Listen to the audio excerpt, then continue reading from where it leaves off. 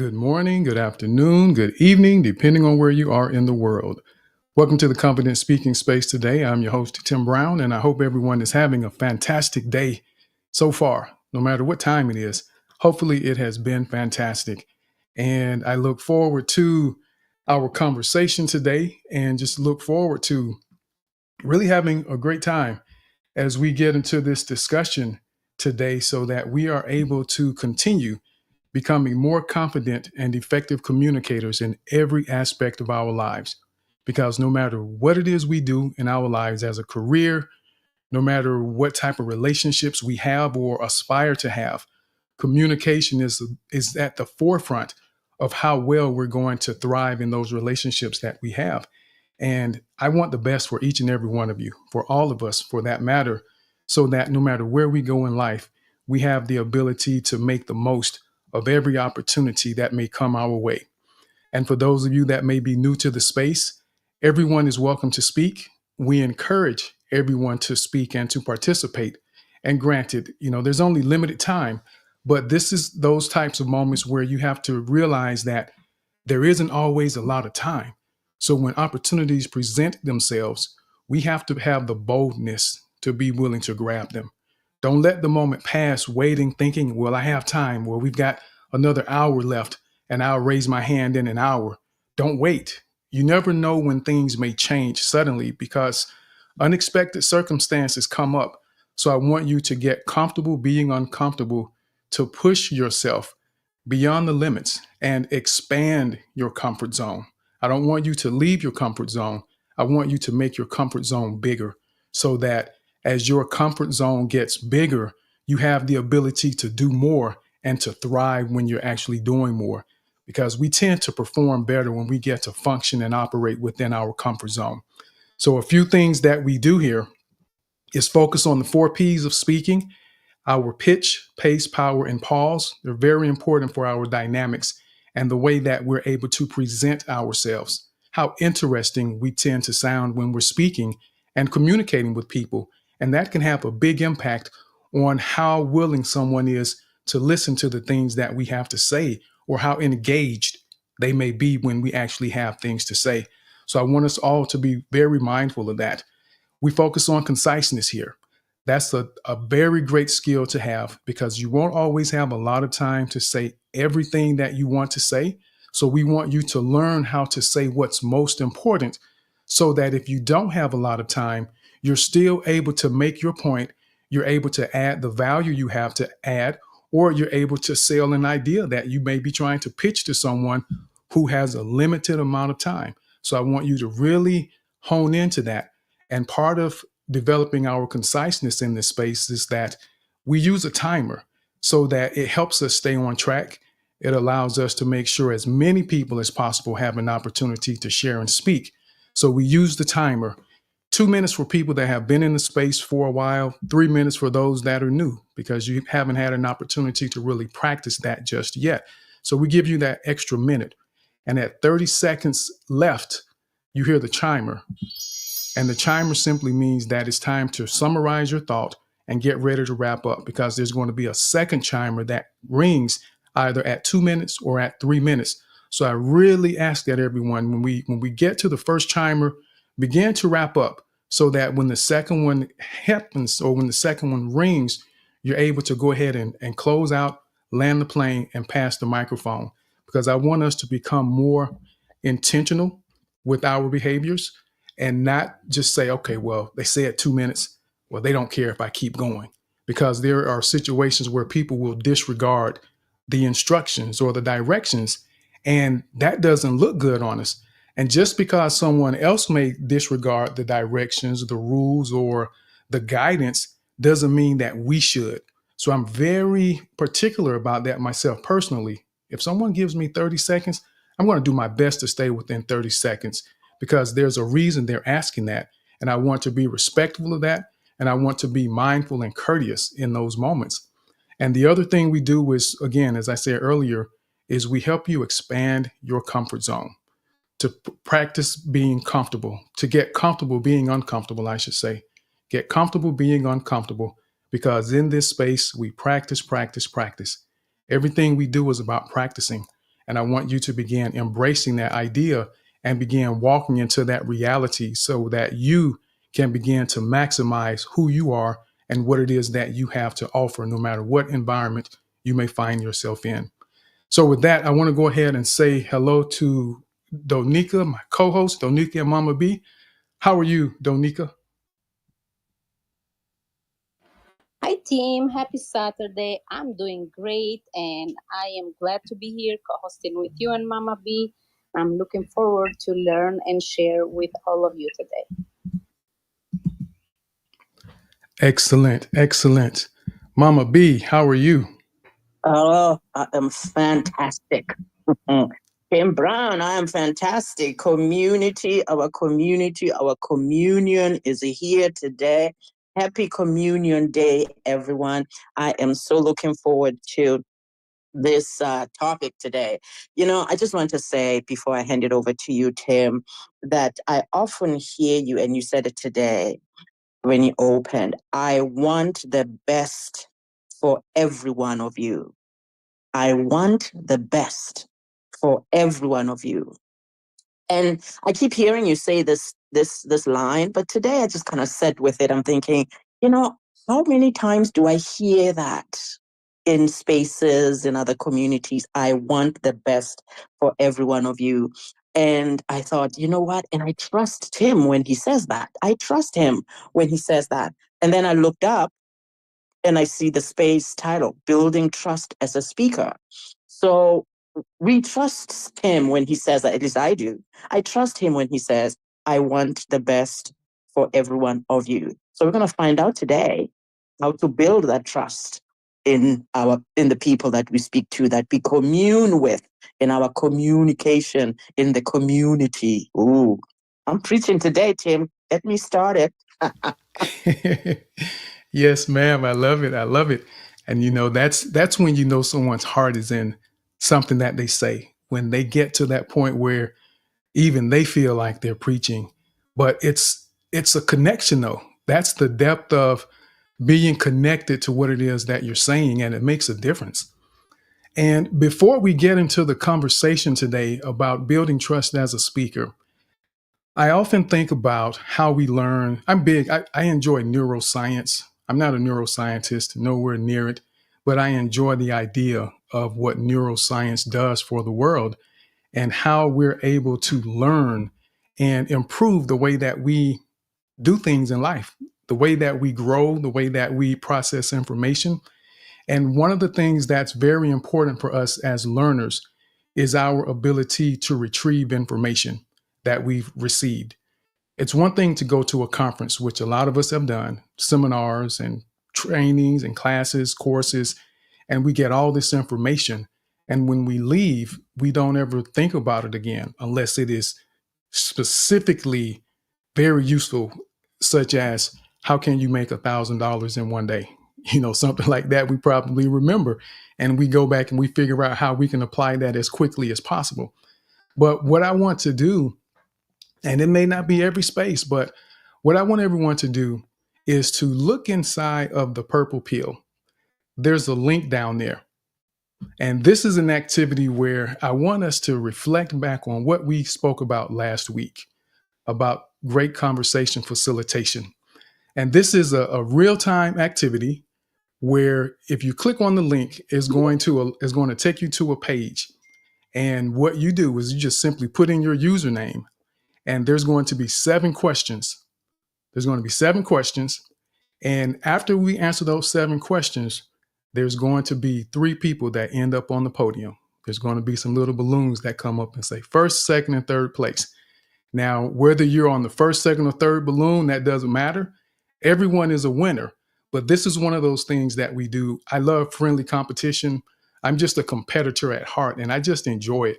And I can compete with people without being upset. So I want as many of you that would like to participate to join in. And if you aren't comfortable going to the link to get involved in the game, then write it down on a piece of paper. That's why I mentioned to have a pen and pad ready so that you're able to at least write down what you think those answers are going to be. And then we're going to see at the end who ends up on the top with this. at the top of the leaderboard. So I see that we have 3 players that have already joined the game so far. And we'll wait just a couple more minutes, and I'll give a couple people that may want to come up and say hello to the community as we wait for a few more people to join. Remember, there's a link in the purple pill, the Chubble, as some call it. And this is going to be something we're going to start doing to try to add a little extra flair to the space, just to engage on a deeper level and make sure that we're actually locking in this information that we're getting and understanding how to apply it. If you're able to retrieve information and remember it, that means that you probably have gained it and that there's a greater level of understanding. So we only have 4 people so far. I know that there's more than 4 people that are comfortable with the link. But I'll say this. I don't force people to do anything. So what I would do is we're going to go with those 4 people that have joined the link. And go ahead, Mama B. I see your hand. Just to clarify, Tim, if you would, are you talking about the treble up at the above our heads up here, or are you talking about the link in the chat? Because I went into the link in the chat and then it started playing music and I couldn't hear you. So then I went to the treble up above our heads and I see a challenge. So which one are you talking about? It's the one in the purple pill.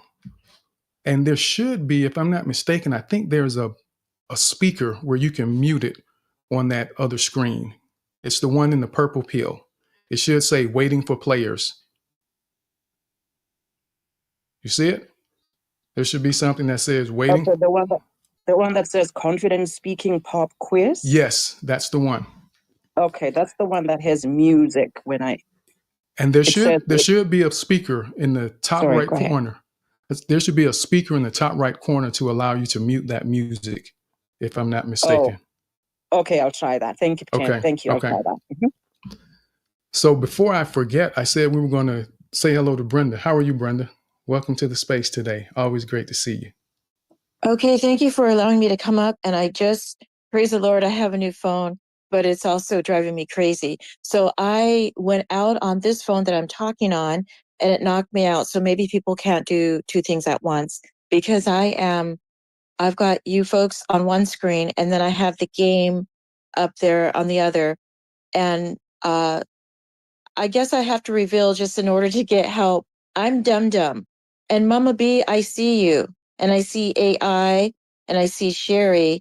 And I see another Dum Dum. I accidentally did it twice. So I don't know how to take that out. So come on, guys. Let's go. Let's play. And that's okay if the other one... Patriot, get up here. If the other one isn't able to play, you can only use one. And for those of you that have a computer nearby, in case I know different phones function differently, and I actually tried this myself just to make sure that it was possible to actually do it with both at the same time. So I know on some phones it will work. On the iPhone, it will. I'm not sure about the Android, but if you have a computer nearby, feel free to check it out on the computer as well. Just open the link inside of your computer, and that way you'll be able to join in. So we've got 5 people so far that are on here.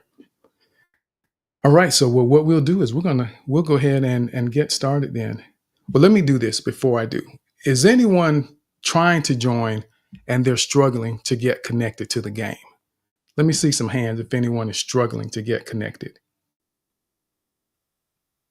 Okay, so let's go ahead. All right, Mama B. So what you can do if you want, you can turn that music on because I won't be saying much as it goes through. So it's multiple choice questions that you'll be able to choose from. And as it finishes, it's going to show you when people have finished answering the questions. And once you get to that place where you've answered the question, then I'll go ahead and click next and we'll go to the next question. So I give everyone a few seconds to think about it, process, and put their response in there. So let's have a great time with this, everyone. Hopefully everyone enjoys this. I think this is something, again, that just makes it a little different, makes it a little more interesting as we are trying to learn and retain the things that we're discussing. Go ahead, Mama B. Okay, Tim, this is what happens when you were talking and I was in that screen that Brenda was looking at, and I went to press the microphone so I could hear you speak because I heard you call my name. It muted you too from the stage, so I couldn't hear you speaking to me And just now. and that will be fine. So once you get into the game, when we begin the game, you won't have to worry about hearing me. I won't be saying anything. I'm just going to go through the game. So I want to make sure everyone understands now it's multiple choice. And once I see that most of the people have responded to the question, hopefully everyone, then I will go ahead and we'll move to the next question. So I do it manually to click through. But you'll just hear the little music playing in the background during the game, just to give you a little something to think about. Sherry, I see your hand. How are you? Well, I'm doing well, thank you. I put my name in there, and that's all I see is just a list of names. Well, the game, and since I joined late, I don't really know what we're doing. So can you quickly tell me what's going on? I know it's a game and I'm all in for it, but I don't know what we're doing. Yes. So what we're doing is we are doing an interactive quiz, a pop quiz based on last week's discussion. And if you weren't here last week, that's fine. The answers are probably they're logical, and I think most people can answer them even if you weren't here last week. So don't worry about that. It definitely won't be PhD level material, but this is just something a little different, just to add something extra. And I know anytime you do something new, especially with a group, there's a learning curve, and we work through some things and figure them out. But I figure we won't ever figure it out if we don't do it. So it's a little bumpy today, but as we go along, we'll get a lot more smooth with this, and it's going to be a lot easier as people experience it and get to understand how it actually works. Okay, so Tim, when I go into the game, though, it's just the name. So the game will pop up and yes, it hasn't begun yet. So I was just waiting for any other people that may have wanted to join to give them an opportunity to join. But then one other question. So when I go back in there, I don't hear you at all. Am I supposed to hear you? And I did mute the music because I don't. Yeah, it wasn't my thing. But when the game begins, there will be no reason to hear me. You won't have to hear me, and you'll know when to come back to the space to begin hearing me. Once the game ends, it's going to show you the balloons and show you who came in first, second, and third place. Okay, I'm ready. Okay. So I see a couple more people join the game. So what we'll do then, I'm going to give Jules a moment just in case Jules has a question. Do you have a question about the game, Jules? Jules? Okay. Good morning, good afternoon, good evening. Hello. Yeah. Happy to be here today. So for the challenge you said we should join. I tried participating, but it's asking me for a pin. So I don't know what the pin is. Try. There shouldn't be a pin that it's asking for, but if it is, you can try 1309. Try 1309 if it's asking you for a pin, but it shouldn't be asking for a pin. All right. Yeah. Thank you so much. You're welcome. Thank you. You're welcome. And what we'll do is we're going to go ahead and get started. We're going to run through this, and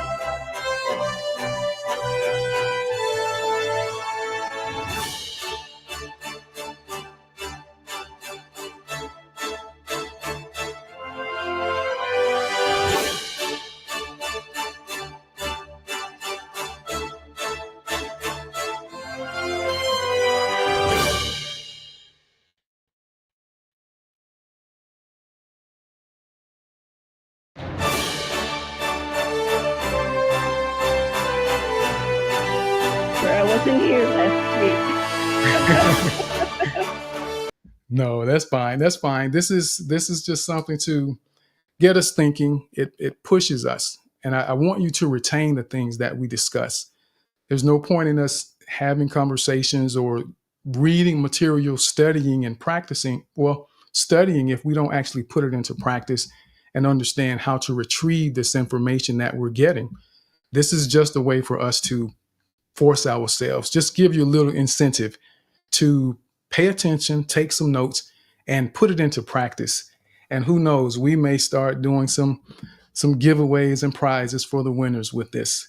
But with some high fives, some hearts, some 100s, who enjoyed doing the exercise? Who enjoyed that? Okay, so I see 3 people enjoyed it. 4? Okay, good deal, good deal.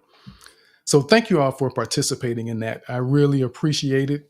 And as I said, this is the first time, and we will get smoother with this.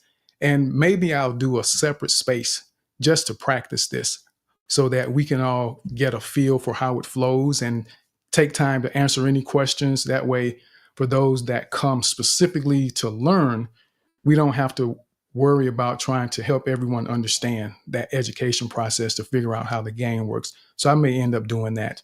Mama B, I see your hand. This is another level, man, in this community. I loved that game. And I was thinking, wow, Tim is really cooking up stuff all the time for this community. So I want the best for every one of you is in motion today, people. I loved it. Thank you, Tim. Absolutely. Thank you, Mama B. I'm glad you enjoyed it. Brenda. Well, I should not have predestined myself to be dumb. I really enjoyed it too. It's probably the best thing that I will do this week. I had so much fun doing it. I just hate excuses, but I can't read that fast. So, yeah. And I knew that was a consideration. and I tried to pause a little bit, but that's great feedback. So thank you for letting me know that. And what I will do is I will streamline the questions a little bit more just to make it a lot easier for everyone. And I knew there's some people who don't speak English as their native language. So that was a consideration I had in mind that needed to be accounted for. So I was hoping it would have been enough time, but we'll get that figured out, Brenda. We'll get it working. We will get that situated. But thank you for participating. Go ahead, Brenda. It really was enough time. In fact, I loved it. I really did. It is true what I said, but it really was truly enough time. Okay, good deal. Well, that's even better feedback then. Mama B, go ahead, Mama B, and then we'll go to Yusuf, and then after Yusuf, we'll go ahead and get into the conversation.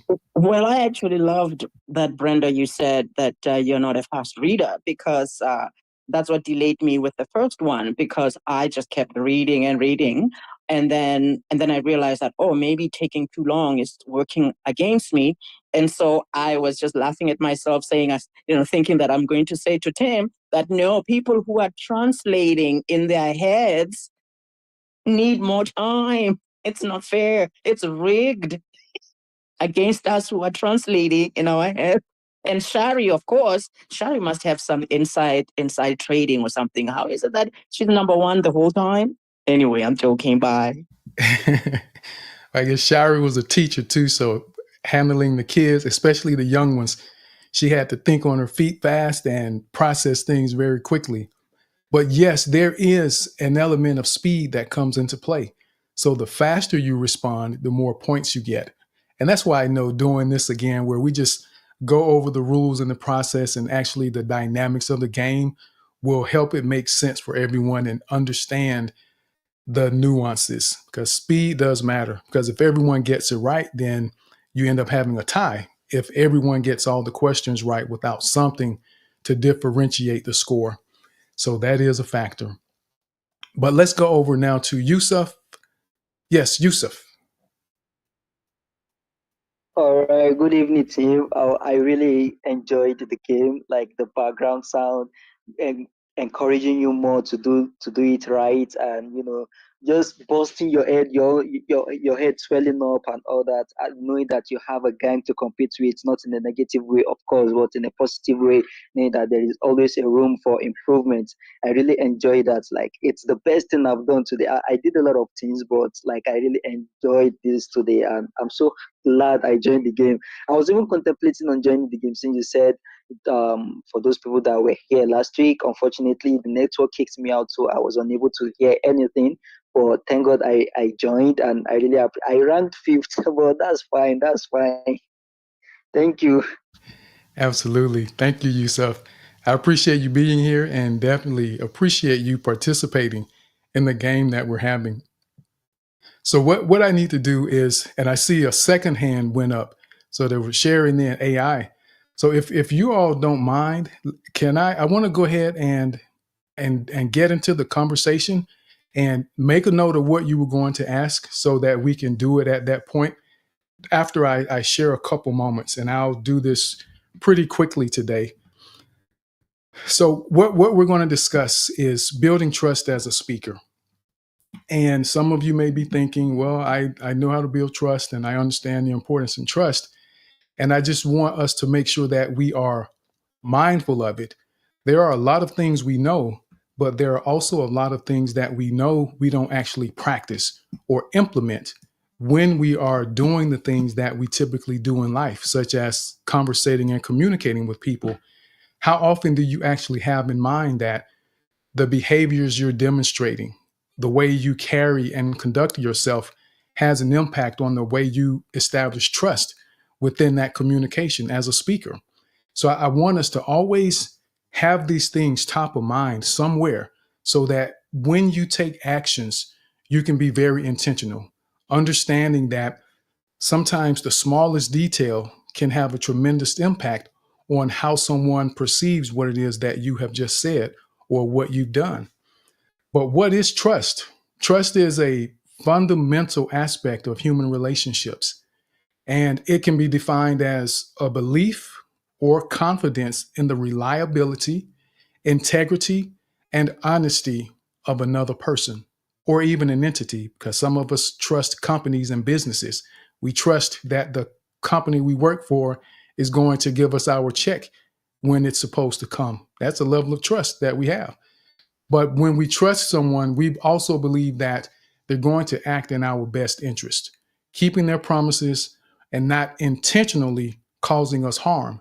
And as a speaker, we can cause harm by giving people bad information. And there are a lot of us that are aware of that. And we try to be mindful of who we're listening to. So we take special care to be intentional about what we're hearing, what we're believing, and who we're trusting. So for us as speakers, we have to make sure that we have the idea in mind that we're going to build and establish trust when we're speaking to people. Now, what are some situations that you may be speaking? It could be a meeting that you're in at work.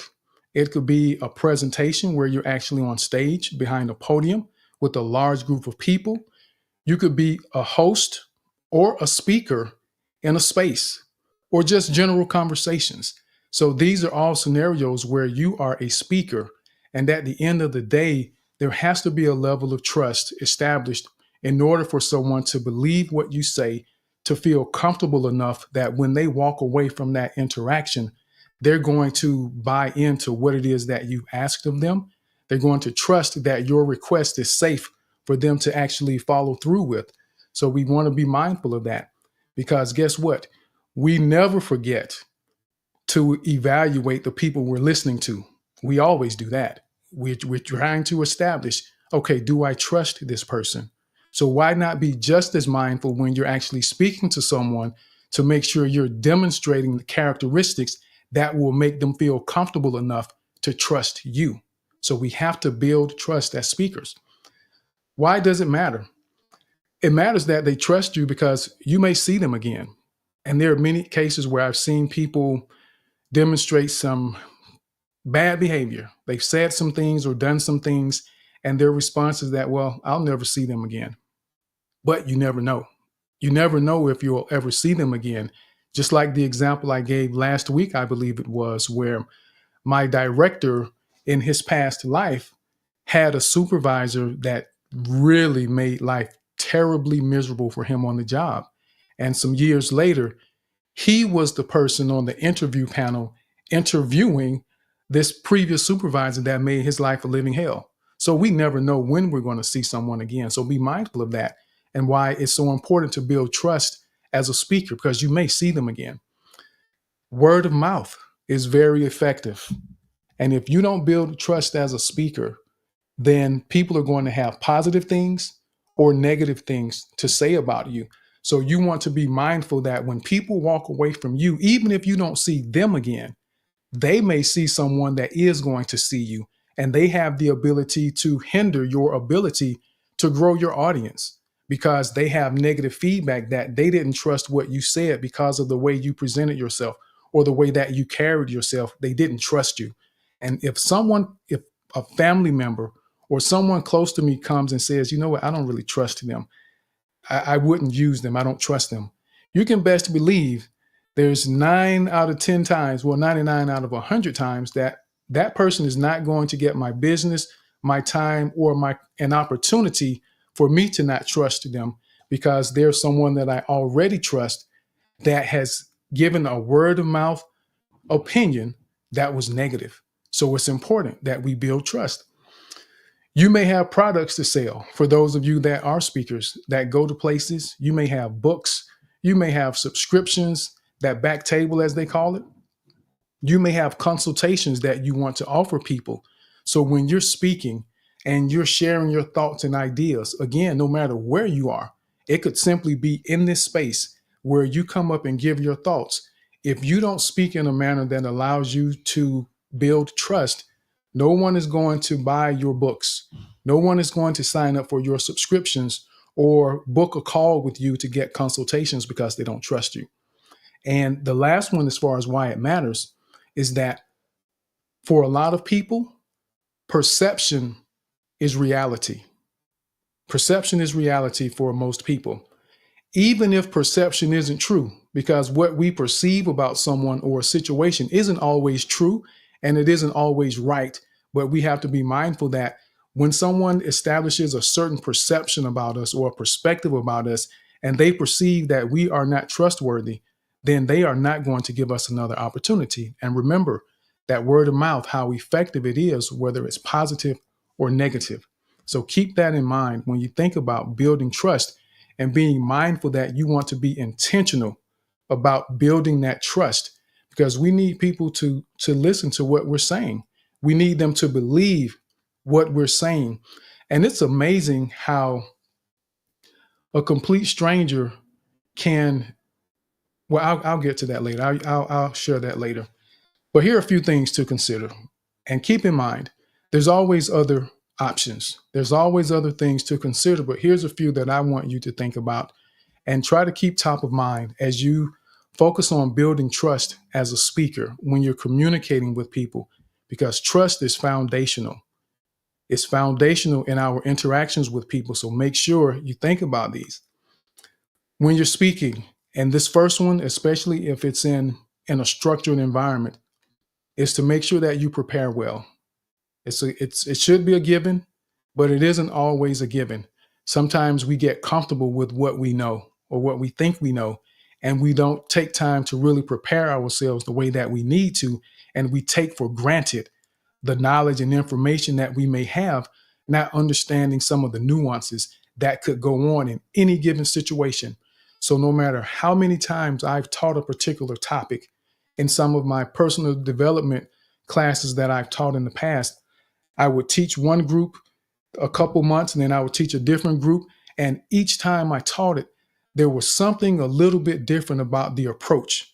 There was something different about what I highlighted when I taught the very same course, but there was a difference because in that time frame, we become more mindful of the audience. And as you prepare well, not only are you organized, you're knowledgeable about your topic, but you also have to be knowledgeable about your audience.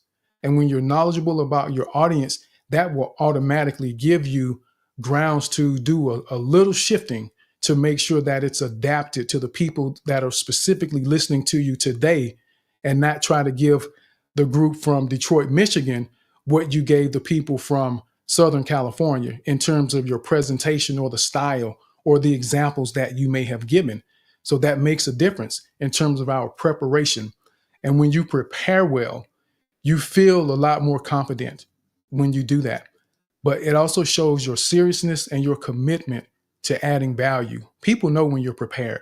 It shows when you're prepared. And to be confident, this probably goes without saying, but I'm sure there are times we take this for granted. We take it for granted that we have to be confident when we are trying to build trust as a speaker. If you encounter someone that's sharing information with you and you don't feel like they exude confidence, there's a difficult time to trust them. There are times we may zone out because we don't believe it. We don't buy into what it is that they're saying. So as you're trying to make sure that you exude confidence, speak clearly. Maintain eye contact with people. Look people in the eye when you're speaking. Use body language that demonstrates your comfort and your confidence with people. The fidgeting that we may do at times doesn't exude confidence. People can recognize that. And you'll be surprised, just the smallest of details that will express to people that you aren't confident. And for some, it may cause them to question what it is you're saying. But for others, they may be a little more patient and understanding and just say, oh, I know he's nervous, especially if you can hear the paper shaking in someone's hand. And I've seen that happen on occasion, and you know that they're just nervous. But that's one of those situations where I know people that say they fake it. They literally go into actor mode when they're in front of people and they may be having to speak and they're pretending to be more confident than what they really are. I actually heard Brenda say that. I think it was last week Brenda said that she's pretending a lot of times. But if that's what helps you present that confidence that people need to see, then do it. And one other thing I'll say when it comes to being confident is managing your pace. You know, we talk about the 4 Ps: pitch, pace, power, and pause. And I say pace because There are people that will speak very fast. And sometimes the fast talkers have a tendency to not exude trust and confidence. A lot of times it's the salesy people, the car salesmen, as they may say, that will have this tendency to speak really fast. And I know for me, if someone is speaking too fast, I'm wondering, what are you trying to hide? Are you trying to confuse me? Now, keep in mind, there are times where speaking fast is valuable, it's useful, but we have to make sure that we're with the appropriate audience when we choose to do that. If you're trying to get your sales team excited and motivated and ready to go out and make some money and close some deals, speak fast, be loud, and give them the energy that they need, that confidence that works in that environment. If you're an auctioneer, yeah, you have to speak fast. There's a pace you need to maintain as an auctioneer, but you need to understand that if people are new to what you're doing or what you're sharing with them, you have to give them time to understand. You have to give them a pace that they're able to process. And let me give you a little nugget here. Even in the Bible, there's a verse in the Bible that says, when words are many, sin is not absent. When words are many, sin is not absent. And that's just a nice little way of saying that be careful when people talk too fast. Be mindful, because a lot of fast talkers probably have some ulterior motive in mind that they don't want you to be aware of. They want you to miss things. But all of that, we're talking about being confident. So I want you to be intentional about being confident. You have to tell yourself that I'm going to be confident, because that's going to help you build trust with someone. Be authentic. And I want you to really let your personality shine. When we say be authentic, that's something that people talk about quite a bit, authenticity. But do you let your personality shine? Don't allow people, well, do allow people to know the real you. Who are you? Who is Brenda? Who is Mama B? Who is Rookie? Who is Jason or Emily? They need to know who you are, not this high strung, button up person that's trying to maintain a certain appearance, because they said that when you do a speaking engagement in front of a lot of people, you should behave a certain way where you feel stiff and rigid. And it's very difficult to be yourself if that's the mindset you have.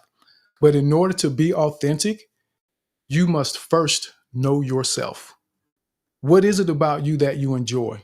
What makes you different? What allows you to connect with people? You have to understand those aspects about yourself in order to be authentic. And you may be shocked that there are probably some people in this space that couldn't really give you, if you were to ask them, tell me about yourself. What makes you you? There will be at least a couple people that may struggle with that and have to think about it. But that's something that we have to understand. Who am I? What is it that makes me shine? What do I enjoy? What is it that people enjoy about my personality, in order for you to actually be authentic? And authenticity builds trust. If we aren't authentic, people will not trust us, because they know we're pretending about who we are. So if they can determine that we're pretending about who we are, then they will naturally question what it is that we have to say. So be mindful. Engage with your audience is another way to build trust. Engage them by asking questions. And this applies no matter where you are. Ask questions so that they have an opportunity to share and express their thoughts, feelings, and ideas. Interactive activities, if you're in a structured environment, that allows people to loosen up and feel a little free and more comfortable. And then also, if you are in an environment where you have time to meet people before an activity begins or a function, or before you actually speak, take a few minutes to shake some hands, introduce yourself to some people that are coming into the room. And that allows you, one, to create a level of rapport before you ever open your mouth to speak or teach in that environment. And it allows people to connect with you a little bit before they even hear what you have to say. So essentially, you've created somewhat of a friend. You've created an acquaintance at that moment. And as you begin speaking, once you've engaged with your audience like that, you now have a couple of people or a few people that you can now make eye contact with and get their heads nodding, because they're going to agree with you a lot more quickly, because you've established a level of rapport before the presentation even began. So engage with your audience. Give them an opportunity to be a part of who you are and your world, however you can. Share your failures. And there's one more after this, but I want you to share your failures. We often see, especially on social media, people tend to show us the best sides of their life. And it's rare that they show us those failures. And it especially gets me when I see people talking about money and investing and trading. And they'll post, "Ooh, I made 50% today. I made 30% 2 days ago." But they don't show us when they lost 45% and when they lost 65%. So be mindful of that. And as you're communicating and trying to build trust as a speaker, when we're willing to show our failures, it allows people to know that, hey, this is someone that is honest about what they're doing. I do it in here. When I mess up, I make mistakes, I create new words as my mind is thinking faster than my mouth is moving, or as my mind is thinking faster than my mouth is moving, I have a tendency to create new words and merge them together when that wasn't in the dictionary. But I own that and I share those moments with you. I intentionally point them out so that you understand that we all do it. It's natural, it's normal, and it makes you relatable to people when you're willing to show your mistakes. So we have to be willing to do that, whether they're past or present failures that we may have had. That helps us build trust as a speaker with our listeners, whether it's in a meeting presentation or a personal interaction that we may be having. And the last one is to show vulnerability. Vulnerability means that you are willing to open yourself up to people, where you aren't afraid to allow the emotions you may experience in a moment, in a particular circumstance. And I know you think about newscasters and people that are in broadcasting, journalists, they're supposed to not have emotions. That's the expectation, but they're human. How can you hear some of the stories that they tell on the news, and as a human that has any type of compassion in their heart, not feel a level of emotion that may come up at times? So, as a speaker, when you're engaging with people, be willing to share those emotions. And you don't have to cry while you're there, but it's okay. Because I've been in space a couple of times where something was said to me, and as I'm trying to respond, I'm getting choked up and trying to hold myself together because it was something they were sharing to me about me that was special to hear, and it was an acknowledgement of some things that have been going on. So you never know when that happens. And I'm not afraid of that. I'm not afraid of my feelings or my emotions that I experience. I know how society has this idea that men don't cry and men shouldn't show emotions, but that's baloney. And if you don't, to the men, if you refuse to allow yourself to experience the emotions that you have, then you refuse to live life to its fullest, because emotions are going to come out one way or the other. They're either going to come out through the stress, through the crying, or they're going to come out through some type of illness. Because disease, when you break that word down, it's dis-ease. Dis-ease. So we have to own those emotions and feelings that we have, men. Women do it. They don't mind sharing that. But for men, I really want you to think about that. Don't be afraid of the emotions that you have. But as we're speaking and we're trying to build trust, when we're willing to share the emotions, the excitement, the joy, the pain that we may have with our listeners, it allows them to feel a level of comfort because they may be feeling the same thing and not quite sure how to share that or how to present their feelings.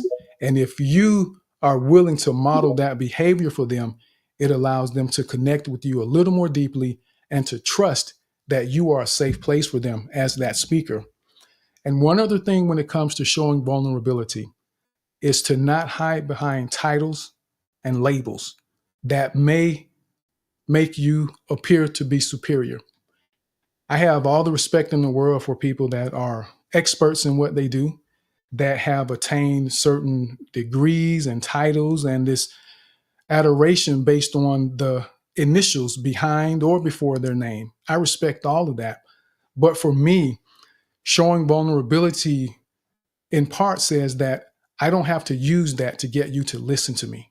I don't need to use that or allow that to be a reason that there's a separation between us or a gap, because you don't feel like what I have to offer is something that you have the ability to tame or attain.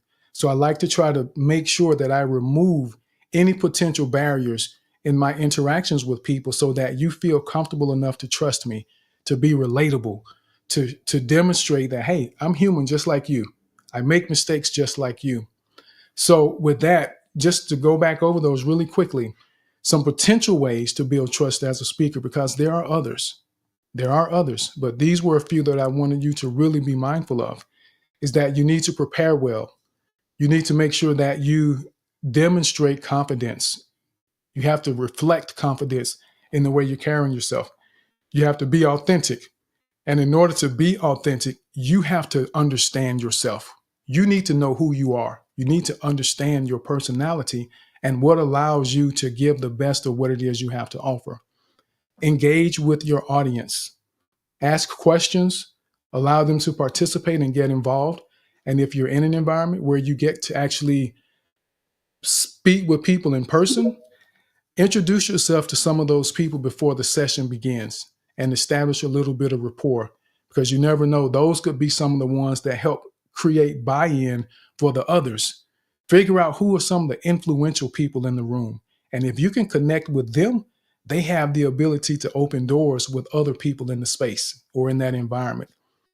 Share your failures. Don't be afraid to share. When you make a mistake, when you mess up in your past or in the present, own it. Make a joke about it. Allow people to know that you're human, that you're relatable, and that it's okay.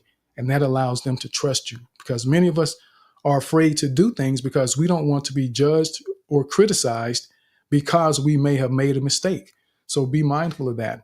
And to show vulnerability. Show vulnerability. It's okay to have emotions and feelings. Don't be afraid to share that, and don't hide behind the titles that potentially create gaps and separations between people. And I'll say this last thing about the vulnerability and the titles. I know that there are some people that if you don't have a title, if you don't have a label, they feel like you don't have any credibility to tell them anything. But this is where knowing yourself comes into play and where it's really important, and being authentic. That's not the type of person that I'm looking to speak to anyway. That isn't my audience. That isn't the profile of people that I'm trying to help. If I have to prove to you based on a title or a label that I have something of value to give you, then you don't need to be in the room with me or in the space with me, because listen to what I say. Judge the results of what I say, not the label or the titles, because people can cheat their way to a title or a certification. That means nothing. But what value do you get as a result of the time and the interaction that has taken place? So with that, I see several hands that have gone up, and we'll go ahead and get into some of the conversation. And before we get into the rest of the conversation, I know Sherry had a thought. Sherry and AI wanted to share something after we finish the game. Then we're going to go to Mama B, then Brenda, then Creon, Matthew, Alnud, Michael, and then Yusuf. So Sherry, you want to go ahead and share. And before you speak, Sherry, let me say this to everyone, just as a reminder. Remember that conciseness is one of the things that we do, that we work on here in the space, that we're intentional about. So remember that we use the timer. So 2 minutes for those that have been in the space for a while, and then 3 minutes for someone that may not have spoken in the space before, or may have only spoken once or twice, because we want to be fair and give you an opportunity to work your way into this idea of learning to refine your thoughts and to be more concise.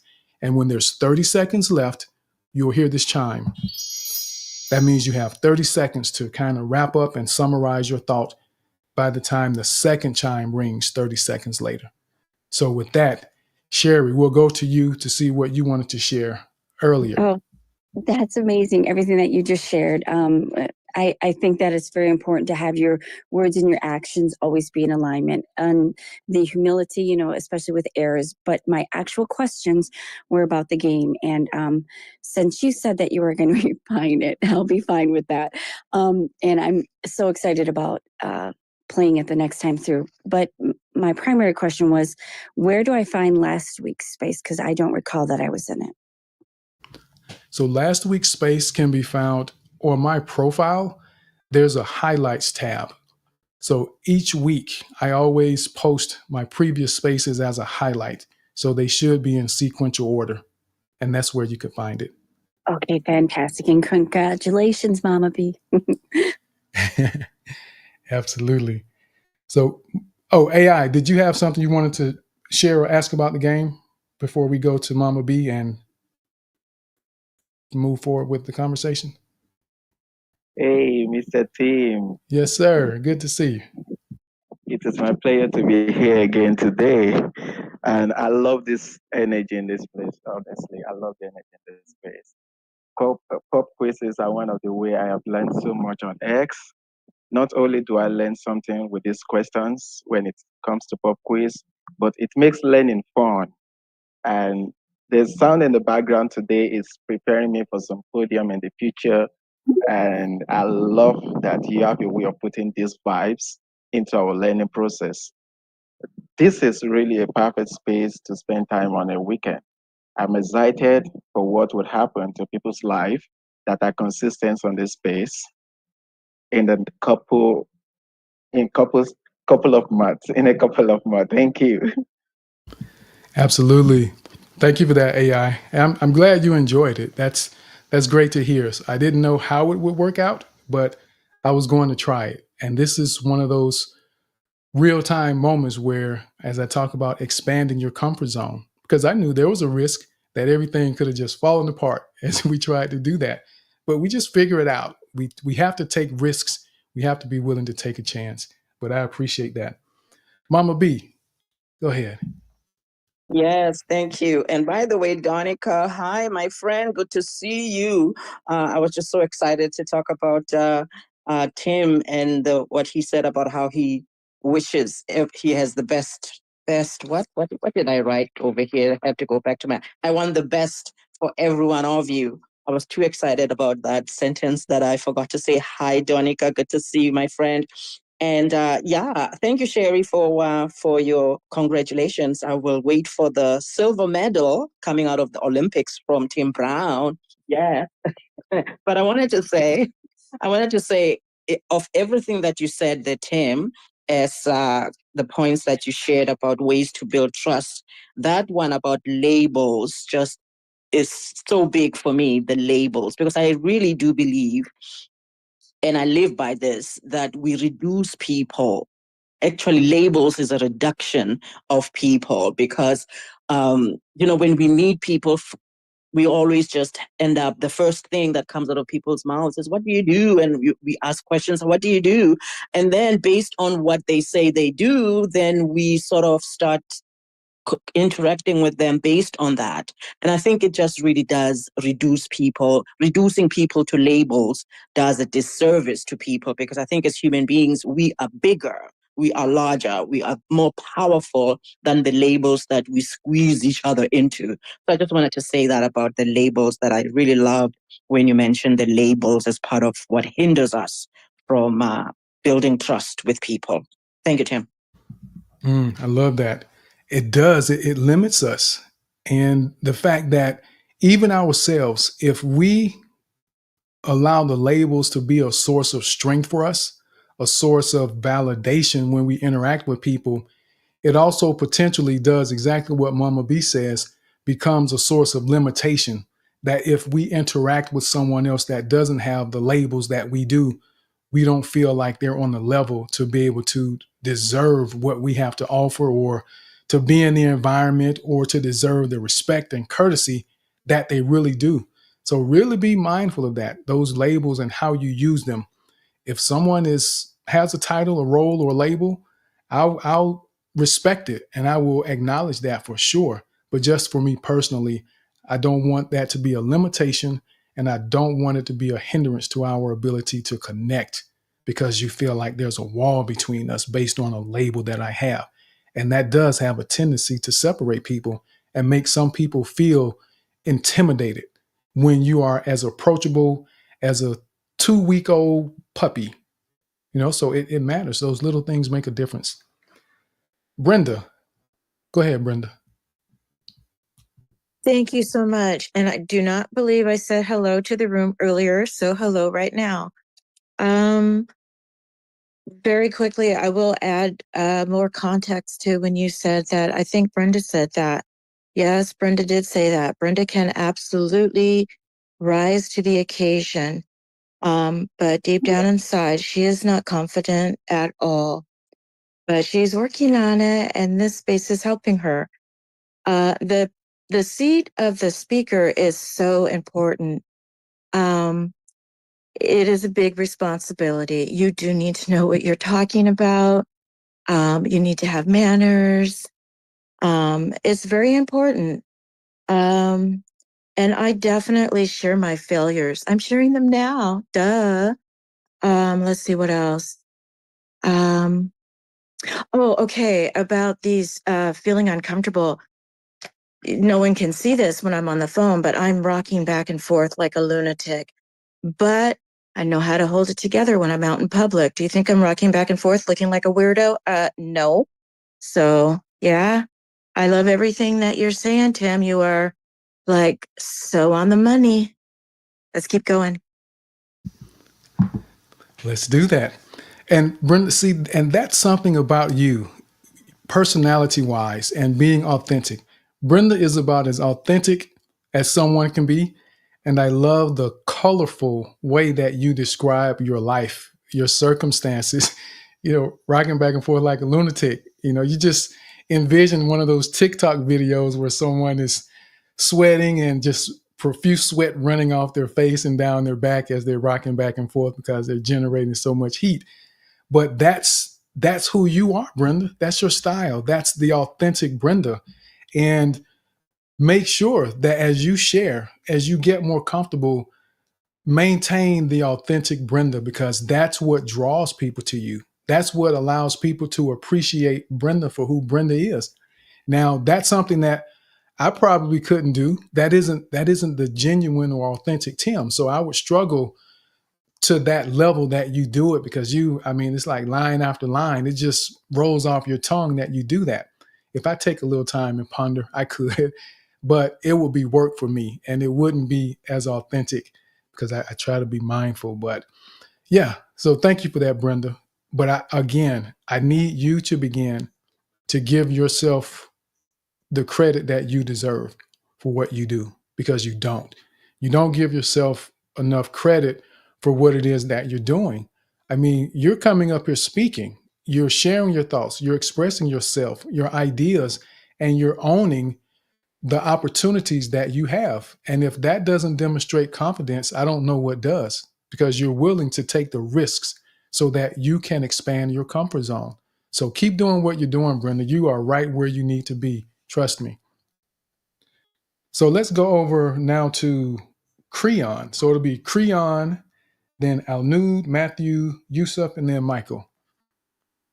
So Creon, this is Creon's first time in the space or speaking, unless Creon changed the profile. So Creon gets the 3 minutes because this is new for Creon. So Creon, let's hear what you have to share with us. Thank you so much, Mr. Tim Brown. It's such an honor to be a speaker here. So I appreciate you guys accepting the mic for me. And just gonna say hello to Brenda and to some familiar faces here. I've always liked to join your spaces, Mr. Brown, but the schedule always collides with Dr. Heat's spaces. But yeah, so glad that I'm able to speak here. So I'm just gonna add. I'm just gonna share that. I actually love what you said about being prepared so that you will be confident, because I'm that person who needs to be prepared to be confident. I want to I want to be knowledgeable about the subject that I'm talking about most of the time. But I've been doing like speaking on Discord since 2021 until 23. Then I had a break, and then I came back um, on Web3 because I'm actually in the Web3 industry. But that just 2 months ago, June, I came back, but I felt like I lost my confidence, and I'm rebuilding it, and I'm doing it on X. So recently I have been like collaborating with a friend who is very spontaneous with her spaces I'm co-hosting, and that is teaching me something new. And I can relate that to to the other thing that you said, which is share vulnerability.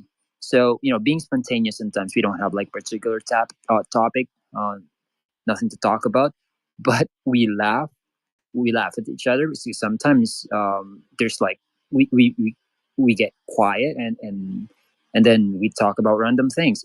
It's kind of chaotic sometimes, but I also like learn how to manage a certain situation, and during the spaces, and I'm starting to like embrace it, and I'm no longer like frantic um, when when I have this, or when I'm stuck in that situation. Also, I love what you said about the label thing. I applied reversely. I mean, to myself. Let's say right now, some people like can be very. I mean, probably me. Like few years ago, I'll be very very panicky if I speak to Dr. Brown. But right now I'm kind of cool, and I can speak to him like normally. So I'm trying to keep it like that. So I won't be.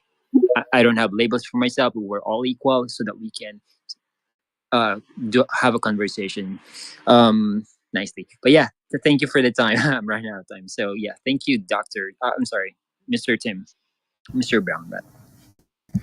Thank you, Creon. It's great to have you in the space and great to have you come up to share those thoughts with us. And I thought I heard you say Dr. Brown the first time, but it's yeah, and I'm fine with Tim. I know some people say Mr. Tim. I'm fine with Tim totally. But I love that you are continuing, to push through those feelings and that you are pushing yourself to do more.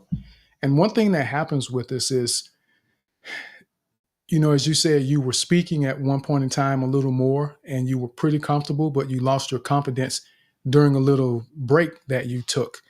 And we just have to always remember, and this is why practice is so important, why we have to find opportunities and ways to make sure that we continue growing, that we don't lose sight of what it is that we have the ability to do. Even now, I recite commercials that I'm hearing. I may try to restate part of it to replicate the emotion of the commercial or certain ways that I may present something that I'm thinking about. So I'm always thinking about ways to improve and keeping it top of mind so that I stay on top of my abilities.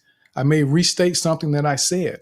If I'm speaking to my wife, a word may come out wrong and it sounds like like I have a super southern country twang. And I was like, wait a minute, where did that come from?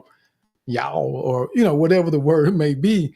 And I go back and make those corrections so that I remind myself that I want to be intentional about my behaviors so that I keep moving forward and keep growing, and at the least maintain any progress that I made.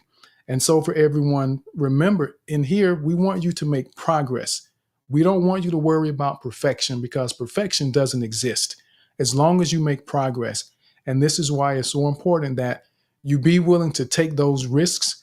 So we encourage people to come up and grab the mic, because I know for some, the idea of being a speaker, even if you don't say anything, is terrifying. So we want you to use the moments that are here for you to take the chances, for you to practice, to get involved and expand your comfort zone. Do not be afraid. We want you to make mistakes in this space because we have the opportunity to help you figure out how not to make that mistake in the future or in a different environment where there actually may be something at stake, like a job or a relationship potentially ending because you didn't know how to handle yourself or present information in a manner that was going to be productive or allow you to be successful. So don't be afraid in this space. We're here for you. We're all growing together. I make mistakes, and everyone can tell you that's been here more than 3 times, which says a lot because I've been doing spaces for almost 2.5 years now. And if If they've been here at least 3 times, they've heard me acknowledge a mistake that I've made, which means that I probably have made a lot of them. But that's okay. We want you to do that so that we can figure out how not to make those mistakes going forward. So thank you, Creon. I appreciate that. And what we'll do, just so everyone knows, what we may end up doing as we start getting more requests for people coming up wanting to speak, we'll probably cycle out some people that have already spoken that don't have their hands up. So don't worry if you get cycled down. You can always come back up. But we just want to try to get as many people as possible an opportunity to share some of their thoughts and to get some of this practice that we're doing here in the space, because that's why we're here. We're here to practice. So let's go now over. And before we go to our new Donika, I want to make sure, did you have anything you wanted to share? Yeah, I'm just being a great listener, but I absolutely love how you start the space, because it's like it reminds me with the school starting right now next week. I'm like always bring new challenges. It is very good to do this ice breaking to keep people more interesting, to collaborate with each other, to share the thoughts, to admit their mistakes, and it's fun in the end. And I like how every week you do different things, and people are like excited to and look forward to do new things, because we get to know each other through doing all of these exercises, all these challenges, all feedback and question and answer, because everything then make your mind, expand, is knowledge, is learning, is sharing process. And I like how you're doing, and I like the Mama Bees, the co-host. I never have a co-host with you, Mama B, so I'm glad. And hello, Michael. Hello, everyone. Thank you for coming to the space. My goodness, team, keep going, man. You are amazing. Thank you, Donika. And yes, we're trying to figure out how to make it fun and interesting, challenging, but fun and interesting at the same time. And that's one thing that I've learned, is that in order for someone to learn, there has to be a desire to learn. You will not learn if you don't desire to learn. And we have to have desire. And that's why it's important for us, to figure out different ways to do things, to open the door so that we can challenge ourselves and push ourselves. So I push myself to try to do more, to offer more. And we never know how that's going to impact other people. But again, thank you, Donika. And I'm shocked that you haven't co-hosted with Mama B. It seems like you have a couple times, but I know you would know if you had. So it's shocking to me. But there it is. Today is the day. We have one time. We did.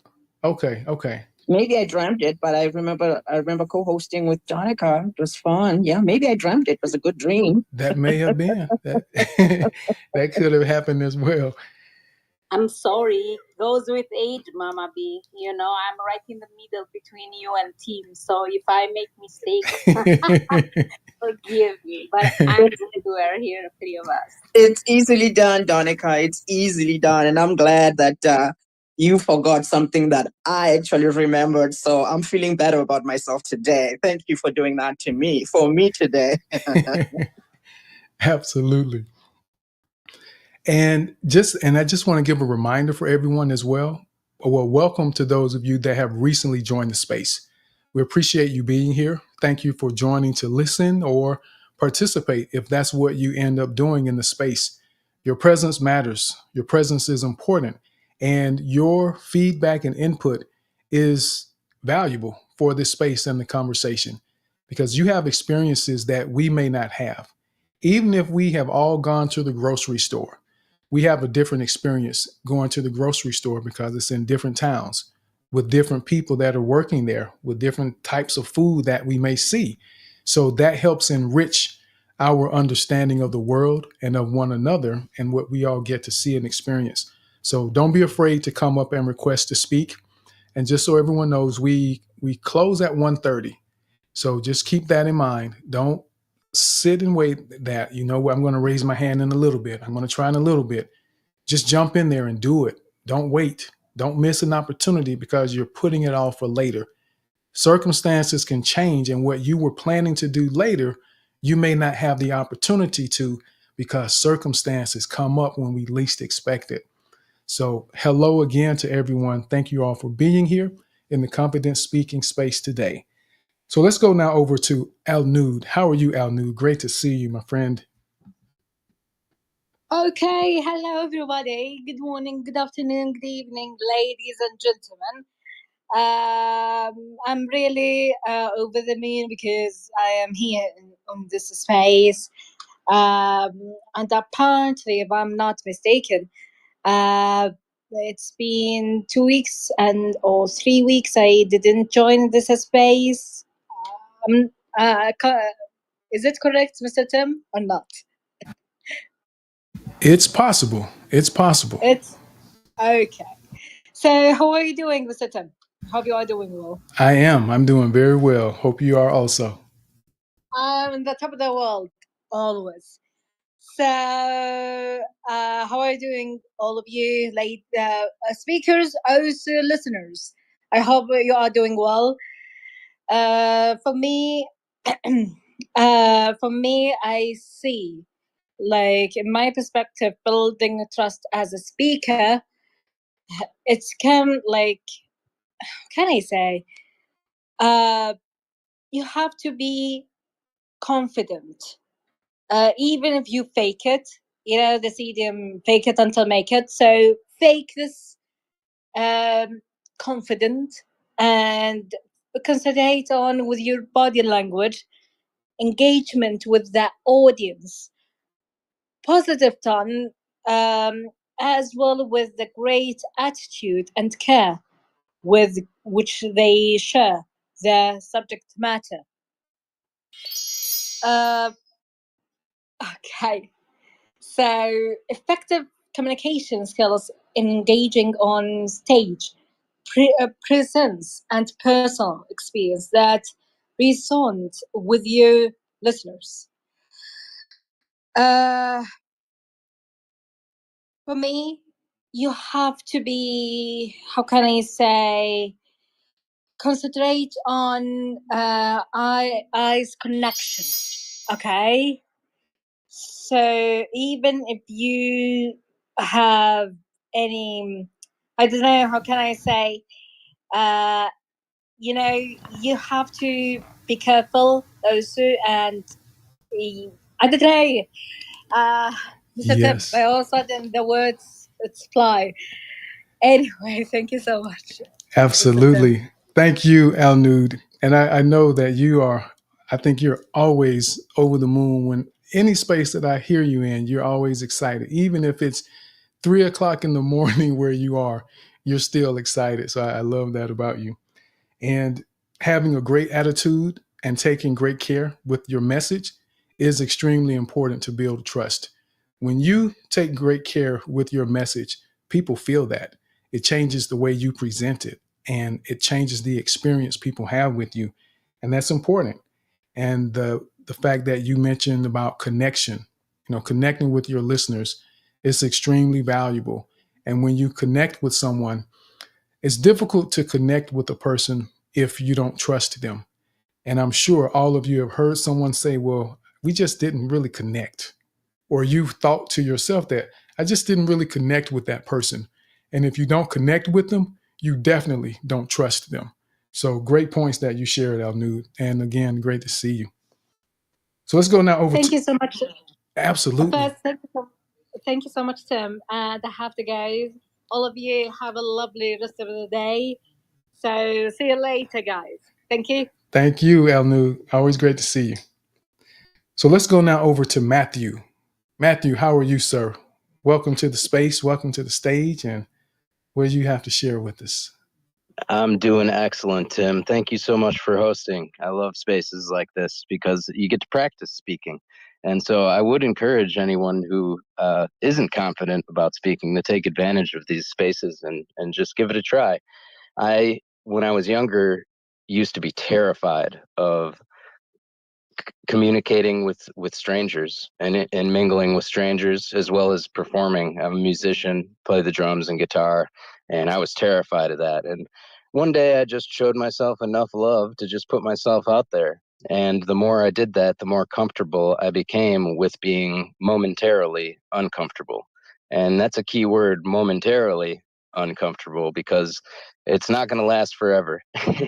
And things like speaking, like, you're not going to die trying to do it. So as long as you're not putting yourself in a dangerous type of situation without the skills to handle that situation, then just know that you'll be okay. And eventually you learn that there was really nothing to be afraid of in the first place. But with that said, I still get a little nervous coming up here and speaking and performing at first. But once I get into it, you get into the flow, and it goes from there. I love your suggestion about preparing. It is important to prepare. And in that, knowing what you're talking about. If you're talking about stuff that you don't know, then how can you really be confident in yourself or confident in what you're talking about and your ability to be eloquent and articulate it in an effective way?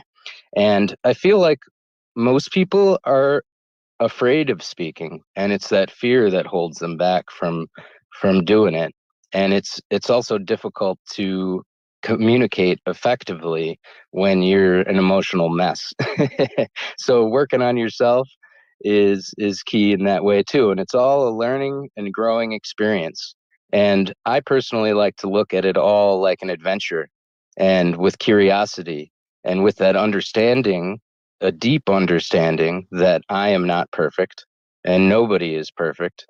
And even if I'm really, really good at something, I'm going to make mistakes, then it's all good.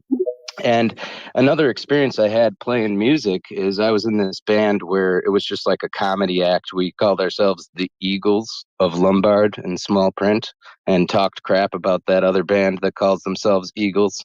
And we just kind of went into it like we're the best of the best. And with that perspective and going into it, we were able to put on some great shows.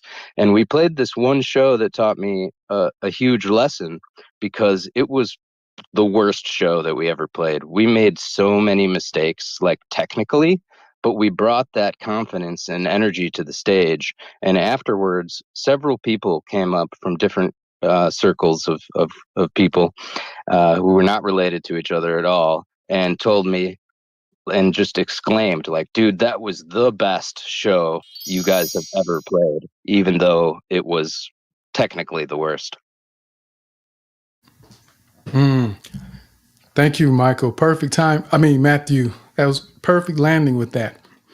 And what you shared about it being the worst performance that you felt like you all had. It's amazing how we know we tend to be our worst critics, and we put too much pressure on ourselves to be perfect when we don't have to. And when we exude confidence, when we reflect confidence and people can see it or feel it, they don't care about the mistakes we make. As long as we continue with that confidence, because as you said, and some others have said, when you're prepared, you can have a mistake and still keep going with a smile on your face and allow everyone else to know that it's okay, that we're still in a good place. Because if you're the leader, as the speaker, most times you're the leader. And if the leader panics, everyone else will panic. So we really have to make sure we remember to be confident, even in the face of adversity or when something is going on that you did not expect. You still have to maintain that confidence so that everyone else remains confident and they can continue trusting that you're going to get them where they need to go. So that's a great example. But as you said, we may be nervous, but the nervousness, for the most part, unless we've got a real major medical condition, that nervousness and high level of anxiety won't kill us. It's just going to make us sweat a little bit. We may shake a little bit, but we learn how to manage that as part of what we do in this space. People come up and they're shaking and they're nervous when they speak in these spaces, but they learn how to manage it. They learn how to take the deep breaths. They learn how to slow down and not allow the emotions to take over. Because as you said, Matthew, if those emotions get the best of you, there's some stages of fear where you have that shock, you have that fear or that anxiety that kicks in. but then you don't want it to get to a point where it becomes panic and you don't have the ability to function. And practicing in spaces like this gives you the ability to figure out how you're going to manage those emotions when there is something at stake. Because the biggest thing at stake here is that you're going to get better, you're going to improve. So thank you for that, Matthew. Yes, go ahead, Matthew. Yeah, I just wanted to follow up and say too that there is some value in displaying that nervousness and getting up and speaking or doing whatever as you're nervous, because it shows others that, you know, you're not imperfect and that they can do it too. Basically, you know, it's okay to be nervous, but it's admirable to see somebody take that leap. Absolutely. And it really can be. That's that relatable aspect or the vulnerability that we get to show and allow them to know that it's okay. I have the same emotions and experiences that you do, but we figure it out and we keep going. So we're going to go now. We have Yusuf, Michael, Abubakar, Emily, Power, Abdel, and then Gideon, and then Jules after that.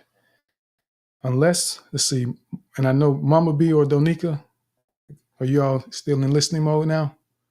Yes, I'm here. I'm just wondering if you did announce that those who, if you announced for people to volunteer to be in the listening after they've spoken, if they don't have their hands up. I'm just wondering if you did that already, because Yes. maybe we could have that, because I see there's an extra hand that's trying to come up. Yes, I did do that. And well, I didn't ask them to volunteer. I said we would cycle them through. So that was on me. But what we'll do is I think there may be only one or two people that haven't spoken yet. So we'll cycle through. So those with your hands up, be patient with us, or that are requesting to speak, we'll get you up so that you have an opportunity to be able to share what you're thinking. So thank you for that, Mama B. So let's go over now to Yusuf. All right. Good evening, everyone. So I'll just be brief. I'll just share what I want to share. So regarding to this topic, you need to admit what you don't know. Show your willingness to learn and acknowledge your limitations. And you also have to use credible sources, reference reliable sources to support your argument whenever you're speaking. And again, you need to avoid jargon and technical terms. You need to use simple English and ensure understanding. You want to avoid complexity. It's not everyone that understand English that well. And so show appreciation, express gratitude to your audience for their time and attention, for even listening to you, and be mindful of biases. This is a mistake many people make. Recognize and address potential biases and assumptions. And you need to avoid sensationalism. Sorry, focus on substance rather than emotional appease. And again, another thing, encourage critical thinking. Invite the audience to question and evaluate. Right? This is something really amazing too. If you could just instill it to your skill, to your public speaking skill, and be transparent about your intentions. Clearly state your goals and motivations. The last thing I'm going to be saying before dropping the mic, you need to follow up. Provide additional resources and support after your presentation. It's going to really, really build more trust. Yeah, it's going to build more trust. So these strategies can, help you build trust with your audience and establish yourself as a credible and effective speaker. So I'll be dropping my mic now. Thank you, team. Thank you for that, Yusuf. Absolutely great point, sir. Being relatable and sharing sources, that's a great tool that you can use, especially when you're speaking with certain crowds, scientific crowds. I used to sell mattresses before, and I always knew when it was someone with a science background because they would always come in with the consumer reports and they're talking about some of the specifications and the density of the coils in the mattresses and things like that. But you have to be prepared for all of that and understand how to manage those interactions because their questions have to be answered as well. So be mindful of that, but also avoid the complexities when you're speaking with people to help build trust. That's important. The jargon, those special words that everyone won't understand. And I know I try to make it a point to use words that are as simple as possible. I don't need to impress people with my understanding of 5-syllable words, because if I understand the 5-syllable word and 25 out of the 30 people that I'm speaking to don't, then that's time wasted for all of us. And I don't want to do that. And if we keep it simple, it makes it easier for us to remain confident, because we don't have to make sure that we're getting it right when we try to use those complex words, terms, and approaches when we are speaking with people.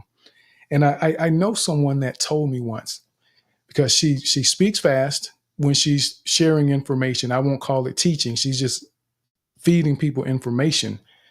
And she speaks fast, and she just is like a fire hose, a fireman's fire hose that's just wide open. And she told me one day that, literally, she said, I do it on purpose, because if I overwhelm them with information, they don't really have time to ask questions because they're trying to figure out what I'm talking about. So she intentionally loses people when she's speaking. So that's why pace is so important, because we don't want to lose people. We want them to be engaged in what we're doing and what we're saying, so that the time we spend is valuable, not only for us, but also for them, more importantly for them, because we already have the information. We're trying to share it with someone else so that they can get better and improve or benefit from it. So thank you for that. You some great points that you shared there, sir. Michael, how are you, Michael? I am well. And you can hear me? We're good? Yes, sir. I can hear you. Good. And you know what? No renovations today. No pounding yet. So I was tuning into the room, and we were building trust, right, as a speaker, but we're also building trust as a community. And as I was going through my cards, and the first card that I pulled was the power of love is like a magnet drawing souls together.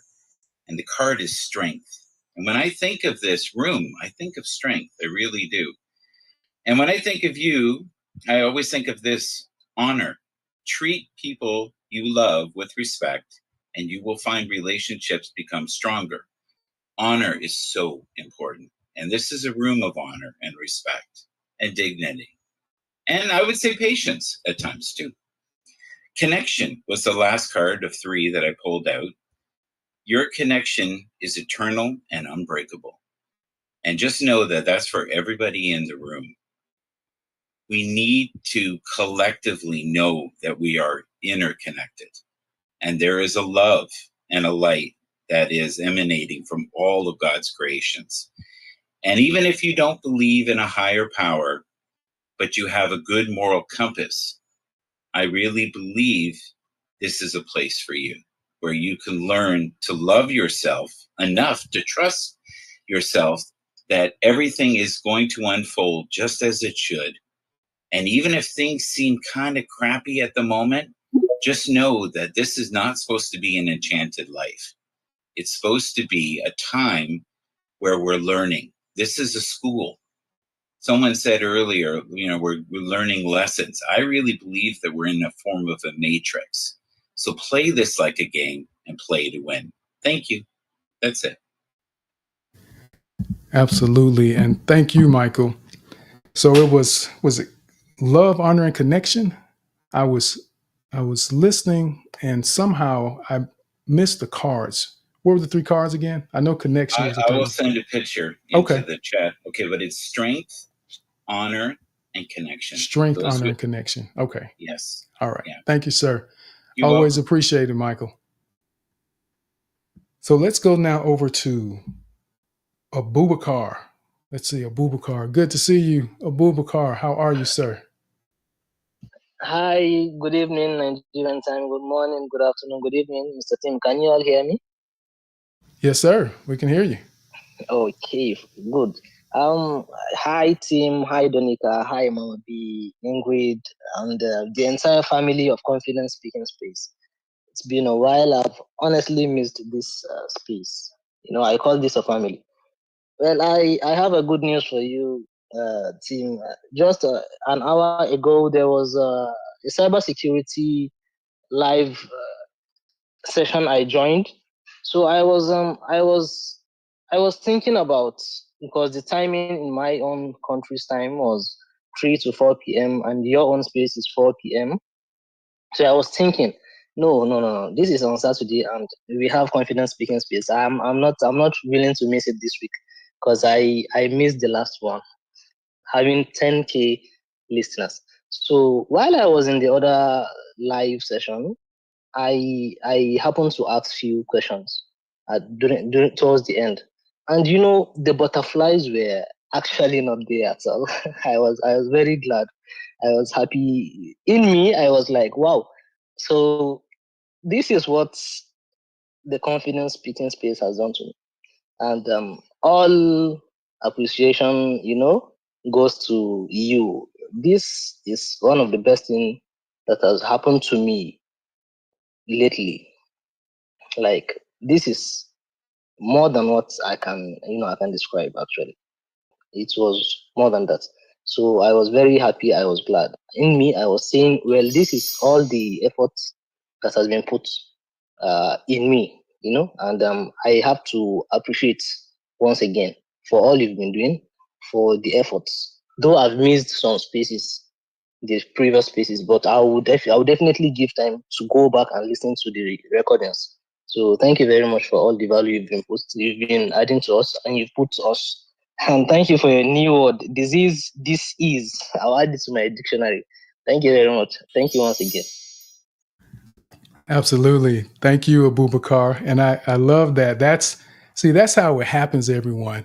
When we get in, we do the work, we practice, and we put ourselves in those uncomfortable positions so that we're able to demonstrate what we're learning, what we're taking in. Because at the end of the day, I can give you a lot of tips and ideas and perspectives, or Mama B or Nino or anyone else in this space can give you ideas, but you have to do the work. You have to practice and put yourself in those situations where it may actually be uncomfortable so that you can figure out where you are and assess where your opportunities may continue to be so that you can actually move forward. And something that I've noticed, there are some people that come in, especially when they're much more nervous in the beginning, the first couple times or few times they speak. And Abubakar was one of those. In the past, Abubakar would have never gotten to the end of the timer because he wanted to say what he had to say really quickly and move on. He was testing the waters, expanding himself, but now just very confidently shared all that you shared and could have shared more if you wanted to, or if we were in that type of situation. But that just goes to show how you can see people's confidence level change. You can see the growth that people are experiencing, and it shows up in your life in those situations. And like you said, in that other space, you didn't feel the butterflies. And they may happen again in a different space, but that's okay because I still get butterflies. I've had butterflies, I think, twice this year that I was going to speak in an environment where there weren't really a lot of people, but I've had butterflies twice this year. So it happens to all of us, and we never know when. But kudos to you, Abubakar. Keep doing what you're doing, sir.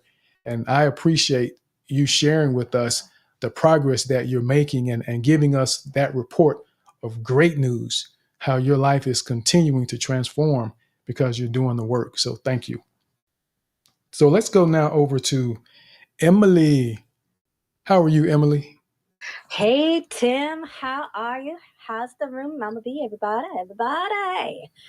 There is great energy in this room, and I am feeling it. It's reflecting in my voice. Hey, Donica. So, confidence as a speaker. Two things. For me, first of all, I think that I have natural confidence based on the fact that I'm a person. So, not on too much of on my skills, capability, or charisma, what have you, is that I'm a person. And that gives me the right to speak, share my thoughts and my mind. And I draw a lot of confidence from that overall, and that carries itself in my speech. But the second thing has been listening and practicing, right? So I do host a space, I've been speaking on many spaces, but I noticed my experience in the space, first of all, made me a better speaker because it made me mindful of my pacing. I can never remember them all, the pitch, the power, and I'm always missing one. Tim, you will complete afterwards, but you get my gist. You get a lot of practice from this space here, and really listening to other speakers, right? When you listen, you see how they kind of bring information, how people receive the information, and you can kind of pattern yourself after them until you find your own style. So there's a great deal of how you feel about yourself, first of all, to gain confidence as a speaker. For me, I think that just knowing that you as a person has value to bring is enough. You can build on that foundation block. And then the second is, it was mentioned by Tim, you listen and you practice. And I'll end the plane here. Thank you so much. Thank you, Emily. Absolutely. And I love that, that you begin with believing in yourself. That's where it begins. You have to believe in you first. And if you don't believe in yourself, it's going to show up in the way that you present yourself. And people will absolutely feel that. You can tell when someone isn't comfortable with who they are. And this is why I always strongly encourage everyone to participate, to share your thoughts and ideas in these spaces so that you get used to hearing your voice, you get used to sharing what you feel and what you think, and you learn how to do that in a way that you can be comfortable sharing what it is that you feel and think. And it matters. And there are different levels of communication. When we work with couples, we always go over this section where we try to help them understand what level of communication they're on. Are they simply talking about the weather? Do they get to the point where they actually share their ideas about something? Or are they getting to the point where they will share the intimate details of their feelings and their position on a particular topic? And everyone doesn't get there. But the more you engage, the more you interact, the more you begin to believe in and own who you are and what's important to you, because that matters. And the benchmarking that you mentioned, Emily, about seeing what other people do, and that's great. Benchmarking is a great way to find ways to improve, but you may make sure that you maintain the authenticity of who you are, because there are a number of people in my life that I've observed and I thought, you know what, I like that. I like the way they handled that particular situation or the way they framed something that they said. And I borrow different aspects from different people, but I still make sure that I continue to be Tim at the end of the day. So you wouldn't know what I borrowed from someone else because I still remain who I am. But the listening and practicing, that's what I just described. That's what I do, Emily. I listen and I practice and I learn from other people as well. So thank you for sharing that. And I'm glad that you feel that excitement in the room, because it's a difference when we want to learn, when we want to grow. It just changes the dynamics of an environment and the experience that you get to have personally. So thank you for that.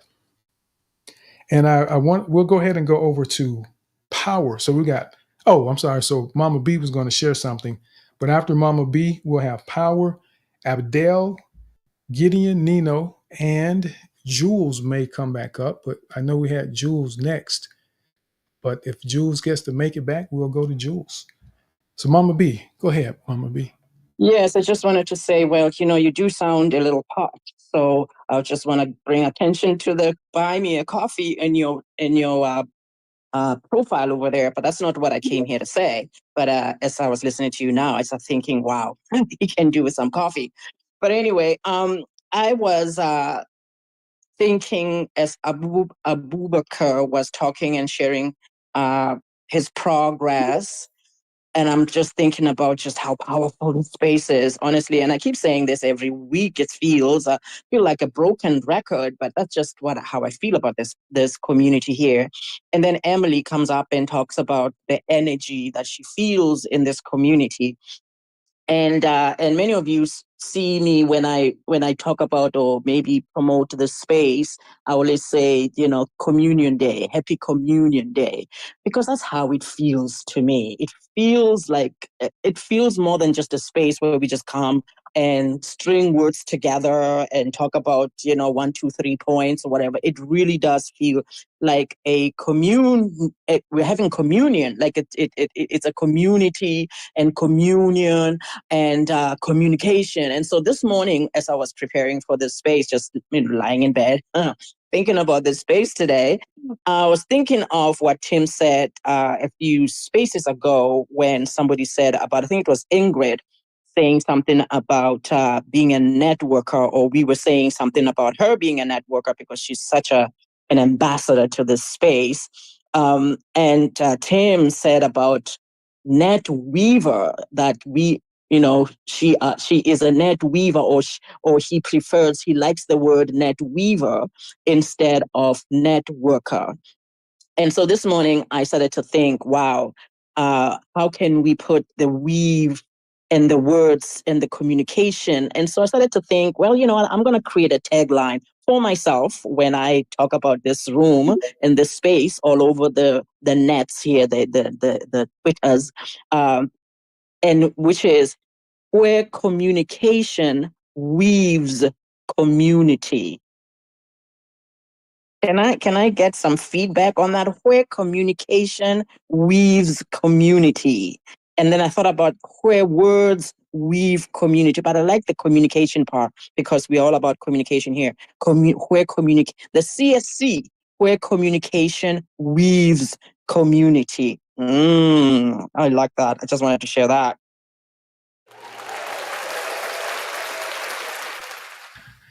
Yes, Mama B. I like it. I love it. And see, I love when people are thinking like that. And this is a side note. For those of you that have jobs that work for someone, there's always or usually great opportunities when you take it upon yourself to look for new ways to do things, to expand what's already being done. Don't sit back passively and just let things happen. To simply do what you were asked to do, what can you do differently? Share new ideas, even if they don't accept them or use them, just share them. What it does is it demonstrates your connection and your commitment to what's going on, and that you have the best interest of the organization in mind and you want to see it succeed. Because guess what? You need it to succeed, because if the organization doesn't succeed, then your check stops coming. So it's in your best interest to come up with new ideas.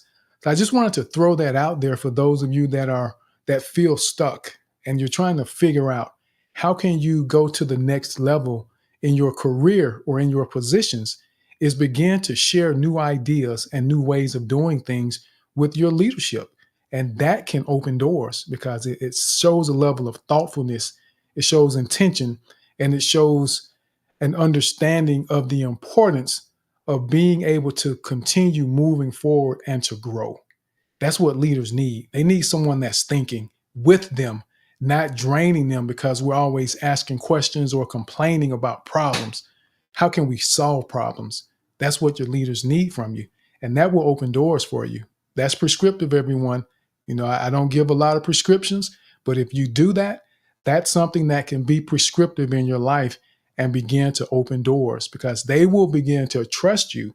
They will begin to ask for your opinion and ideas about situations because they know you're taking time to think about it, and you won't just randomly throw something out there without giving it thought. So that's just a side note. So thank you for that, Mama B. So communication weaving community. Weaving a community with communication. That's something yeah. Where communication weaves community. Okay, I was writing and then I stopped writing at some point. Okay, where communication weaves community. Got it. Okay. Thank you, Mama B. So let's go now over to, let's see, it was Power. Yes, we were going to go to Power. How are you, Power? Great to see you, sir. Bro, it's been a long time, man. I've been trying to catch your spaces for a while, but so I'm just glad I can chop it up and contribute to the collective. Donica, I see you as well. Bro, and from reading the title of this, it's I was almost jumping to kind of grab the mic because again, you are testament to the example that I'm even going to give here when it comes down to building trust, right? One of those let's call it the high level virtues and foundations of any relationship. Same with respect, same with just integrity. And I guess when you are as consistent as you have been, right, in your message, in your approach, in your style, and just even in the grace that you also give to the ones who are kind of just discovering this, I guess, type of communication style and the effort that you're putting in. And I'll say to you, Tim, again, you were one of the very, very few people when I discovered spaces and the madness that I came into. I was thinking you gave me a line of hope to think, okay, there are some real ones out there, and the effort does not go unnoticed, right? And I just want to say that from a very genuine place, right? That, and honestly, big respect, because then this is where now you've little do you know, or maybe you do, but you've now contributed or been a pioneer to also a whole other scope of what spaces can be, because gosh, sometimes it's not our fault that we can't find anything to say or speak in spaces. It's that the quality of conversation is so blah that what are you really gonna say? But when you got people like Tim, again, we're constantly putting in the effort, get as much as we can out of that. Yeah, man, twinkle, twinkle, all of that twinkles, I'll take all of them because I'm excited and I'm passionate when I come into spaces like this. And sometimes, you put that in the wrong room or put that in the wrong place, and people say, "Oh my gosh, you're coming to take away our voices." It's like, no, I'm just really excited about the topic. I just want to speak. It's like, put your hand up, and all these different. Oh my gosh! And I guess when we're just reminding ourselves of how human we are, right? And bringing those things back to that level of humanity and treating ourselves with that basal kind of humanitarian respect and being genuine and forthright, you'll be surprised on how much easier it is to flow, right? And even just as adults, even navigating amongst difficulties or discrepancies or, slight bits of friction, what that is, we must be able to trust ourselves to know that we can handle it, because considering the lives that we've lived, we know more than we think. And I think this should give us the confidence in the back of our minds of at least knowing who we are, as long as we're there for the right reasons and make that known, even if it is just to say hi or even just to listen or even just to wave. So I would say, even to add another, I had another point I was going to make. Where was I going with this? And I think it is just down to that. Yeah, go on. If you're going to say something, T. Yeah, I was going to say, so if, and I love what you just shared, and I appreciate that, and I receive that with all my heart. And it makes a difference when people feel what you are feeling, and it's inspiring even for me. And what I was going to say is, and I think part of what we, yeah, I appreciate that. And I'm just trying to do my part and hopefully inspire other Bro, people you are to do doing your their part part through and through, as man. well. 100%. And I'm proud to see it. And I've been and again, from seeing this growth, I'm excited to even see how far it's going to begin to go when you also begin to, it's almost like you're another beacon.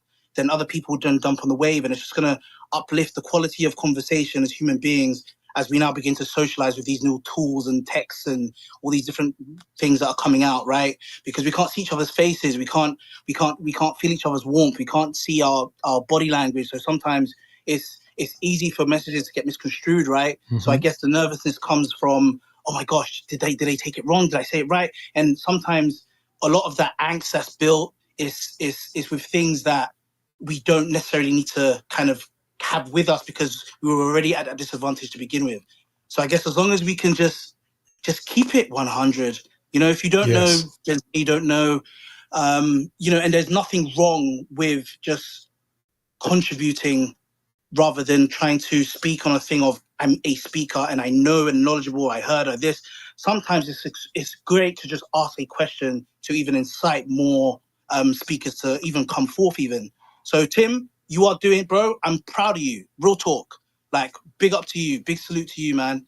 And I'm just excited to see the frontier and how it's all going to go. See I'm in my spaceman costume, bro. I'm ready to fly into spaces, go build some stuff. So shout out to you lot, shout out to the collective as well. And yeah, man. Till next Absolutely. time. Thank you, Power. I really appreciate that. So I will say, after what Emily shared, Power came in and injected another layer of power into the space, because you can feel the excitement and the connection to what he was sharing. And that's what a couple of you have mentioned and that we discuss, is when you are connected to your message, it's very difficult for other people not to connect to it, because he owns that. He believes that, and he meant what he said.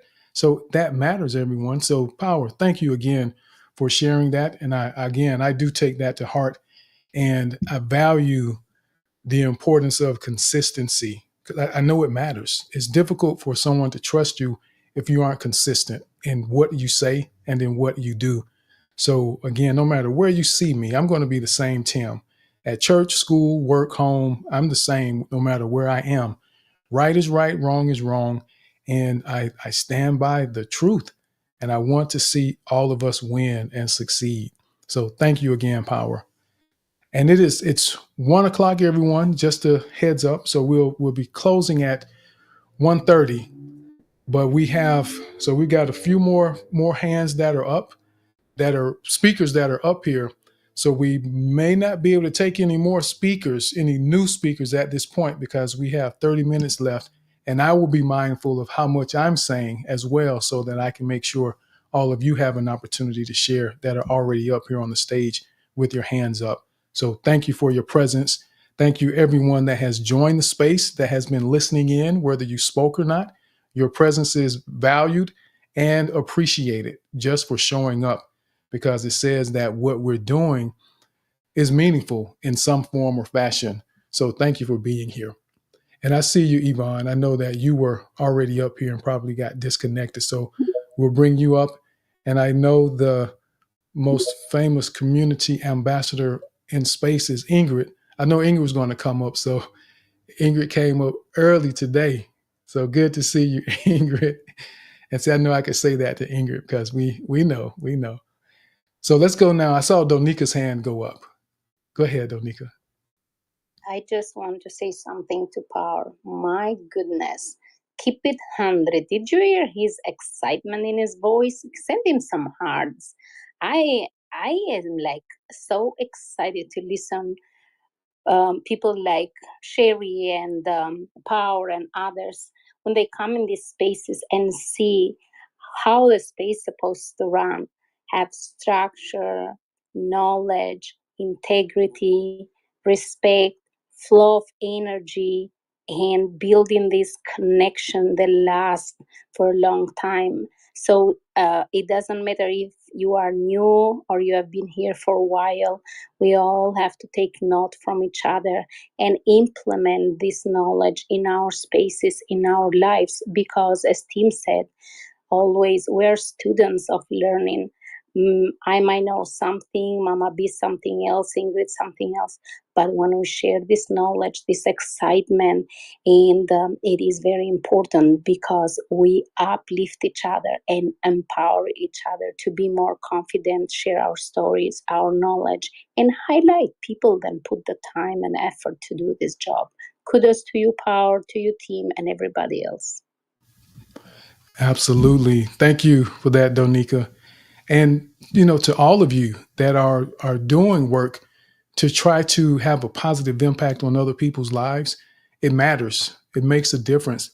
So to you, Donika, with your space on Mondays, Mama B's space on Sundays, Nino's his positivity spaces that he typically does early in the mornings. I think you're still doing those, Nino.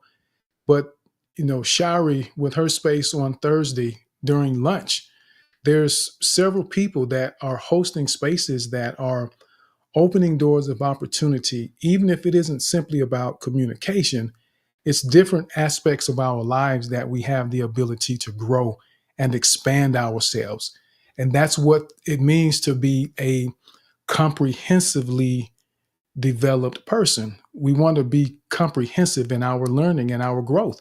So it isn't just one area, crypto or relationships or any specific side of the spectrum, but expand ourselves so that we can be a whole person. So thank you to all of you for the work you do. And again, thank you, Power. That was a great injection that you added, sir. I really appreciate that. So let's go now over to Abdel. So it's Abdel. Well, let's see. I think Abdel maybe. Okay, so we're missing Abdel. So it's going to be Gideon, Nino, Jules, Yvonne, Al Noreen, Brock, and then Ingrid. Oh, well, there's Cheryl. Cheryl was up. So I got Cheryl's hand up as well. So I'll get you in there, Cheryl. So let's go ahead now over to Gideon. How are you, Gideon? And just so everyone knows, so the timer that we use, this is about us refining our ability to be concise. So it isn't an attempt to limit you from being able to speak your heart. This is about developing an intentional behavior so that you learn how to say what's most important. Because it's very easy when we go into spaces, especially where we want to say hi to everybody in the room.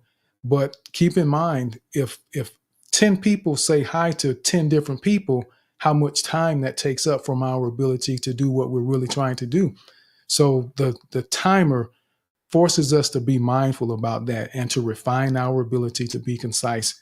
So it is not a slight, it's an intentional behavior that we have or process to help us get better. Because there will be times that you don't have the ability to say everything you want to say, but this timer forces you to figure out what's most important to say in that period of time. So just to be mindful of that because we are running low on time. So let's go over now to Gideon. Gideon, how are you? Yes, how are you? Can you hear me? Yes, I can hear you. I can hear you. Great to have you in the space today. Yes. Yes. So, good morning to everyone. My name is Gideon, and I'm a brand designer. So, I remember the last time I was on the space, I said I need to practice speaking. So, I'm here to continue the journey. Gideon, there's something Yes. rubbing on your microphone, and it's as you're speaking, it's like a zipper is going up and down while you're speaking, so it's breaking up what you're saying. Okay, can you hear me clearly now? Yes, I can hear you clearly now. Okay, that's great. Okay, as I was saying, the last time I was on the space, I spoke out saying that I need to practice speaking. So I'm here again to continue on that journey. When I said that, then like the rest of the week, things started happening. So I couldn't get time to join the space. But so on the topic of building confidence as a speaker, well, the first thing that came to my mind was consistency. Yeah, so which I practically failed. So like I believe like when people see you struggle, it like people aren't robots. It shows to them that you are human. Like I believe there are certain type of people who believe in perfection. So I think, which is not a bad thing, but if um another person is to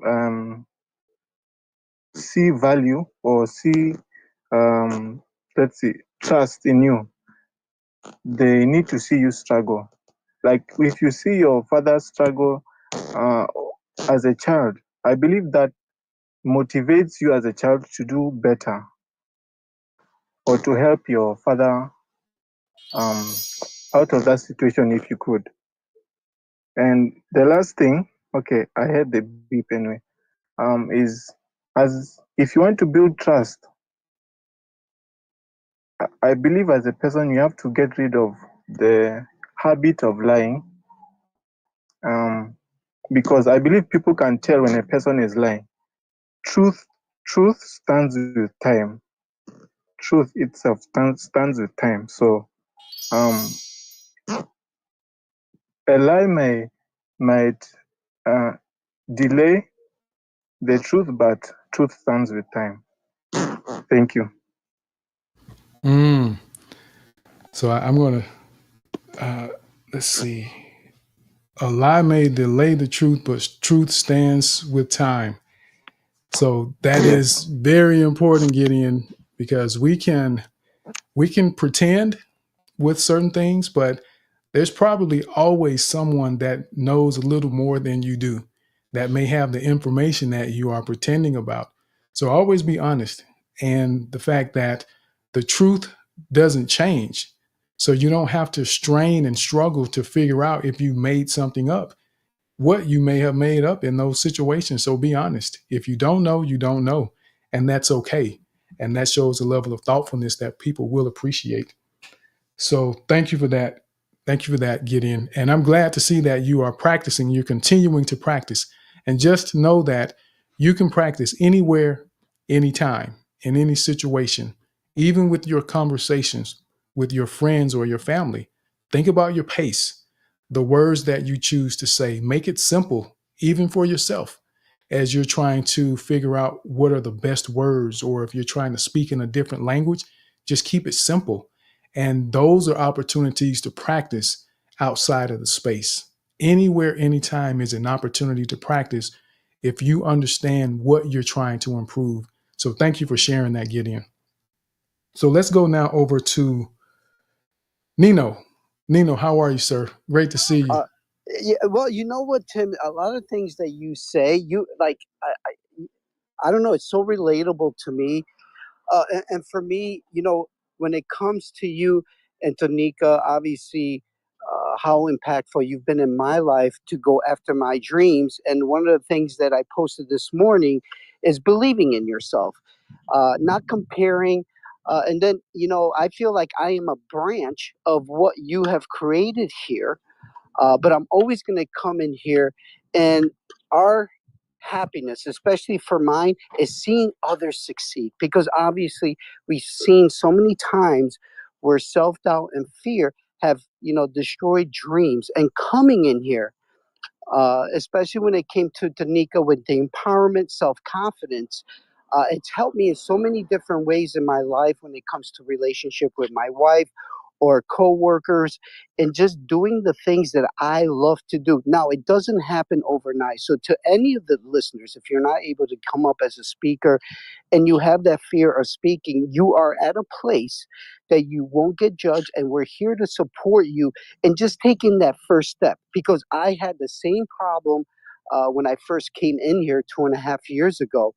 So just believing in yourself, surrounding yourself with the right people, and just be mindful of your time. Obviously, we're all busy, right? I'm a parent, I'm a son. I'm also very involved when it comes into these spaces here. I am looking to do more of the power positivity spaces, but I'm also going through my own journey. So I have to do what's best for me, because once you take care of you and do the things that you need to do for yourself, I think that you're able to help others in a better way because your mindset is in a better place. But Tim, I have a question for you. What do you have going on in the near future? Because once again, I want to promote you, but then also, if you're doing any of these live events, like in person, I want to be there, because even though it feels like there's a lot of people in here, I also believe that there's not enough people to hear your message. Thank you again for everything that you guys do here. I love you, and God bless. Thank you so much for that, Nino. Always appreciate the ongoing and unceasing support that you show what we do in this space and in this community. And as something unfolds that I can pass along, I'll definitely share that with you, because I know you would definitely carry the mail for us to help spread the word, and I appreciate you for doing that. So thank you. But I will let you know for sure. So let's go over now to Jules. So I think Jules may have, so Jules is trying to get connected again. So while Jules reconnects, We'll go to Sharo, and then we'll go to Jules. Yes, Sharo, how are you? Hi, Tim, and hello, everyone. Hello. Hi, my name is Sharon, and I'm speaking all the way from South Africa. I discovered Twitter Spaces. Hello, can you hear me? Yes, Jules, hold on one second. So someone else is speaking, but we'll come to you in just a moment.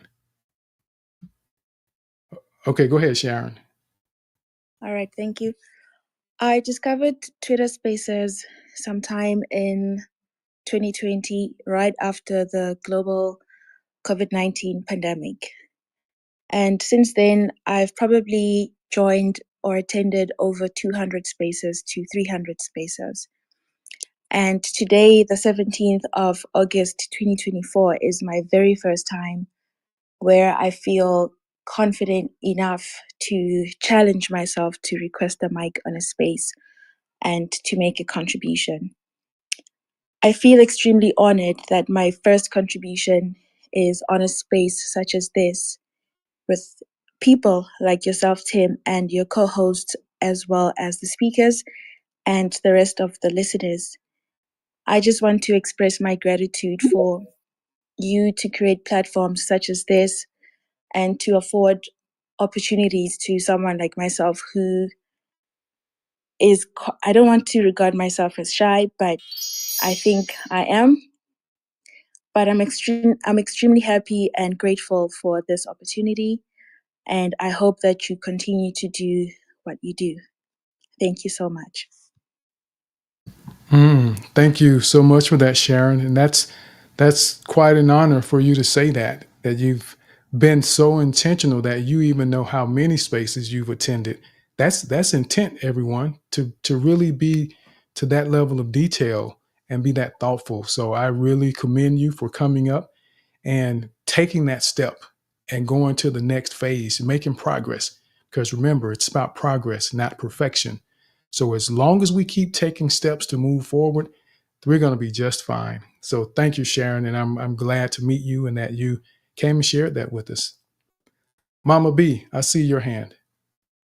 Well, I had to come up here and say something when I hear someone from my part of the world, my country person. Not only was this your first space that you had the courage to come and speak, but it's your first space and you come across me who is from your part of the world. So thank you, Sharon, for coming and saying such beautiful words for the space that has given you courage to come and speak. And I just wanted to just say that the co-host is from your country. Thank you so much. I'm done. Thank you, Mama B.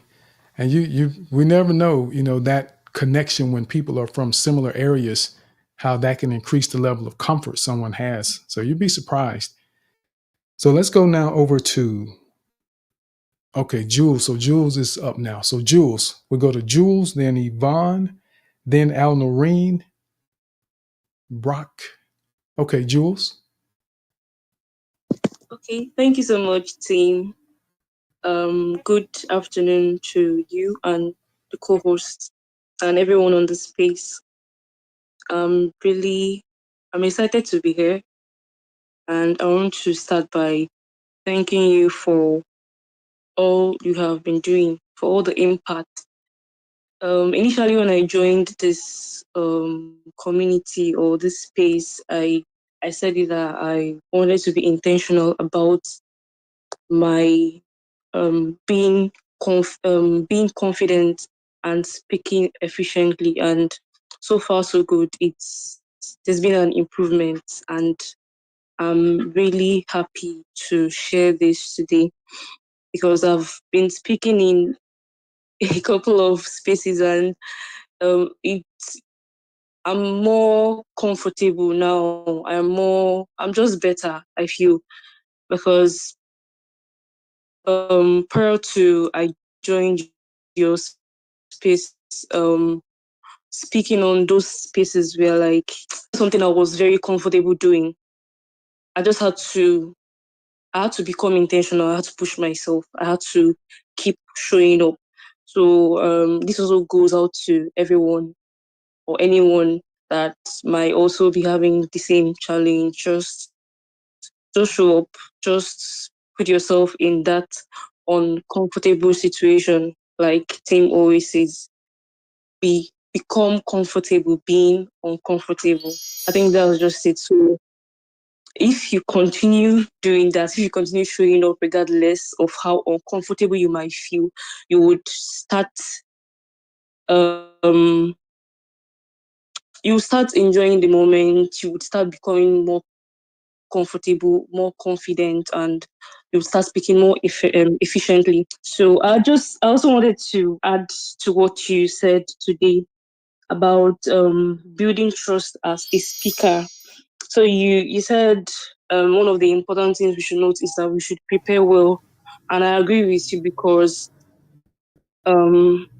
with you because yeah, um preparation overcomes fear. Like if you prepare very well for anything, it reduces your fear or maybe the doubt you might have in yourself. So what I want to add is that apart from preparing, you should also prepare your mind. So you can prepare everything and learn everything you want to learn, but if you don't prepare your mind to be in that situation or to present or speak efficiently, then it might not just go well. So you just prepare your mind and reduce the amount of doubt you have in yourself.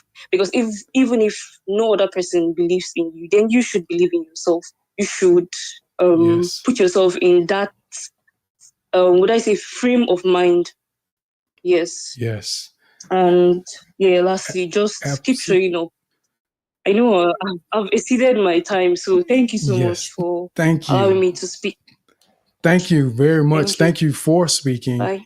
and coming up and sharing that with us, because it's again another demonstration of practicing, putting it into practice.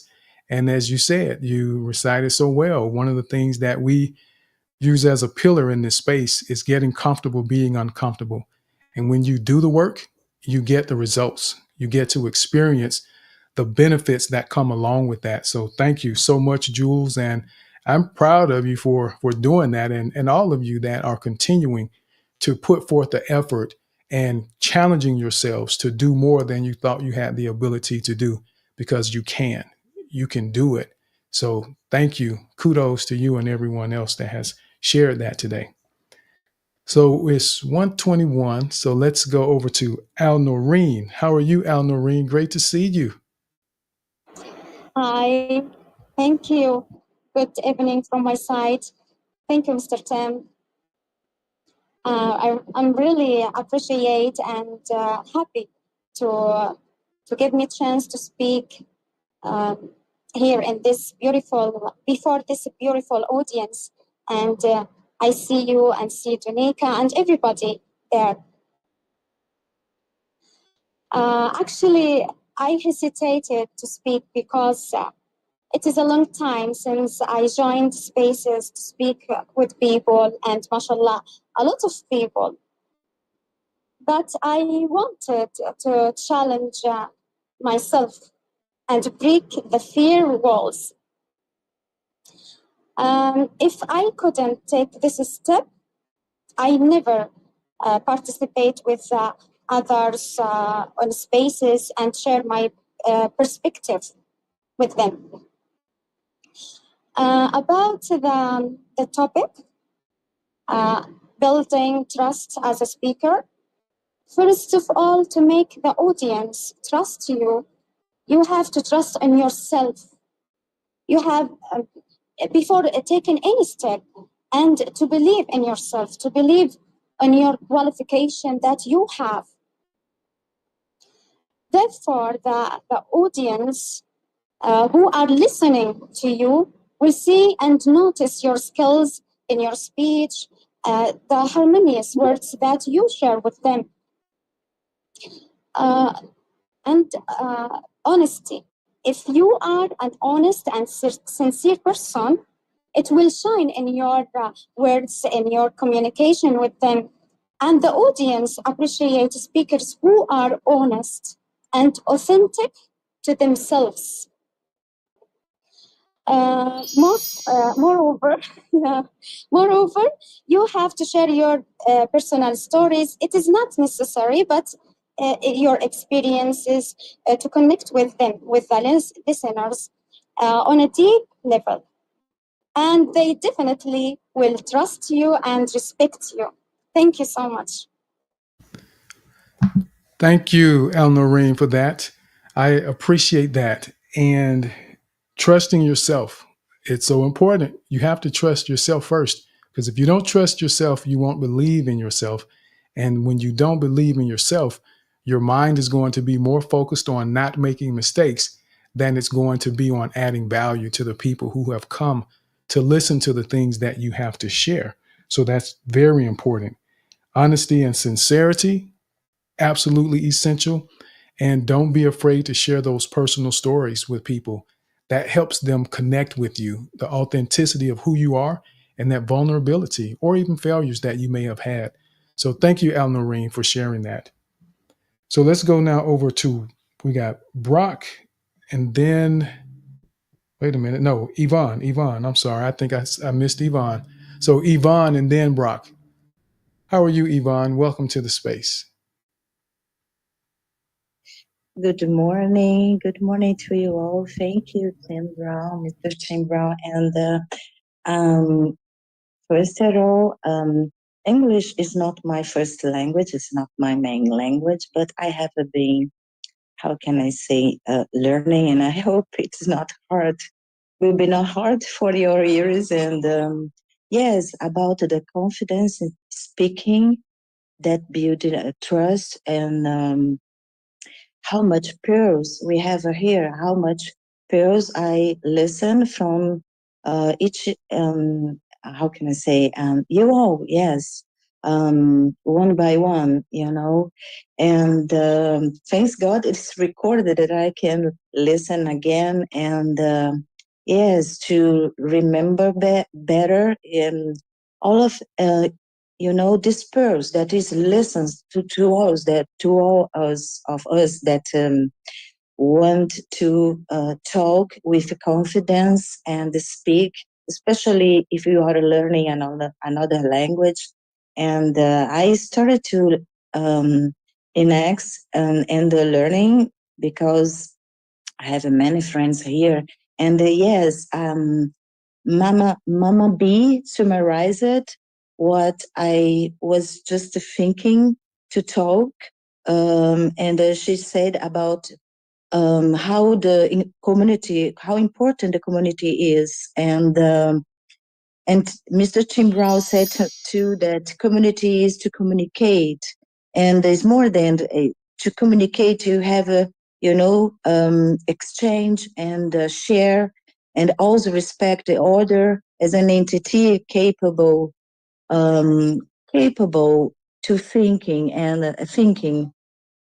communicating too, and giving space for expression that is not always verbal language. Sometimes it could be an expression, body language, as we said here. We are talking, guys, and emotional, and maybe an emotional attack can mean something that this one is hiding and is trying to express, and yes, communication, there are so many ways to do it and to understand the others, because it's so important to be open to understand others' expression. Sometimes is a behavior, is a language, is a word, is something that we can communicate it, and to share to yes with you all. Something that I would like is, you can develop your method. Maybe you can write. I used to write. I used to listen, and learning with others the way to talk. And here we have, so much pairs and so much things to learn as well. And I'm really grateful. And yes, to develop some kind of method to help you, to help. I use it, write and to be in front of the mirror to speak, trying to speak, because for me it's very hard sometimes, my heart, to speak, especially in public, Yes. because we try to think so much what we will say, but it can be fluent as I listen here and you were talking before. And yes, all of it is a very, very empowered, because communication is to empower ourselves. And as we Yes, it can is. communicate, we feel the trust. Yes. And it's very important. I am very grateful for this space today. Thank you. Yes. Thank you, Yvonne. And I commend you on your courage coming up, that English isn't your native language, but yet you did it anyway.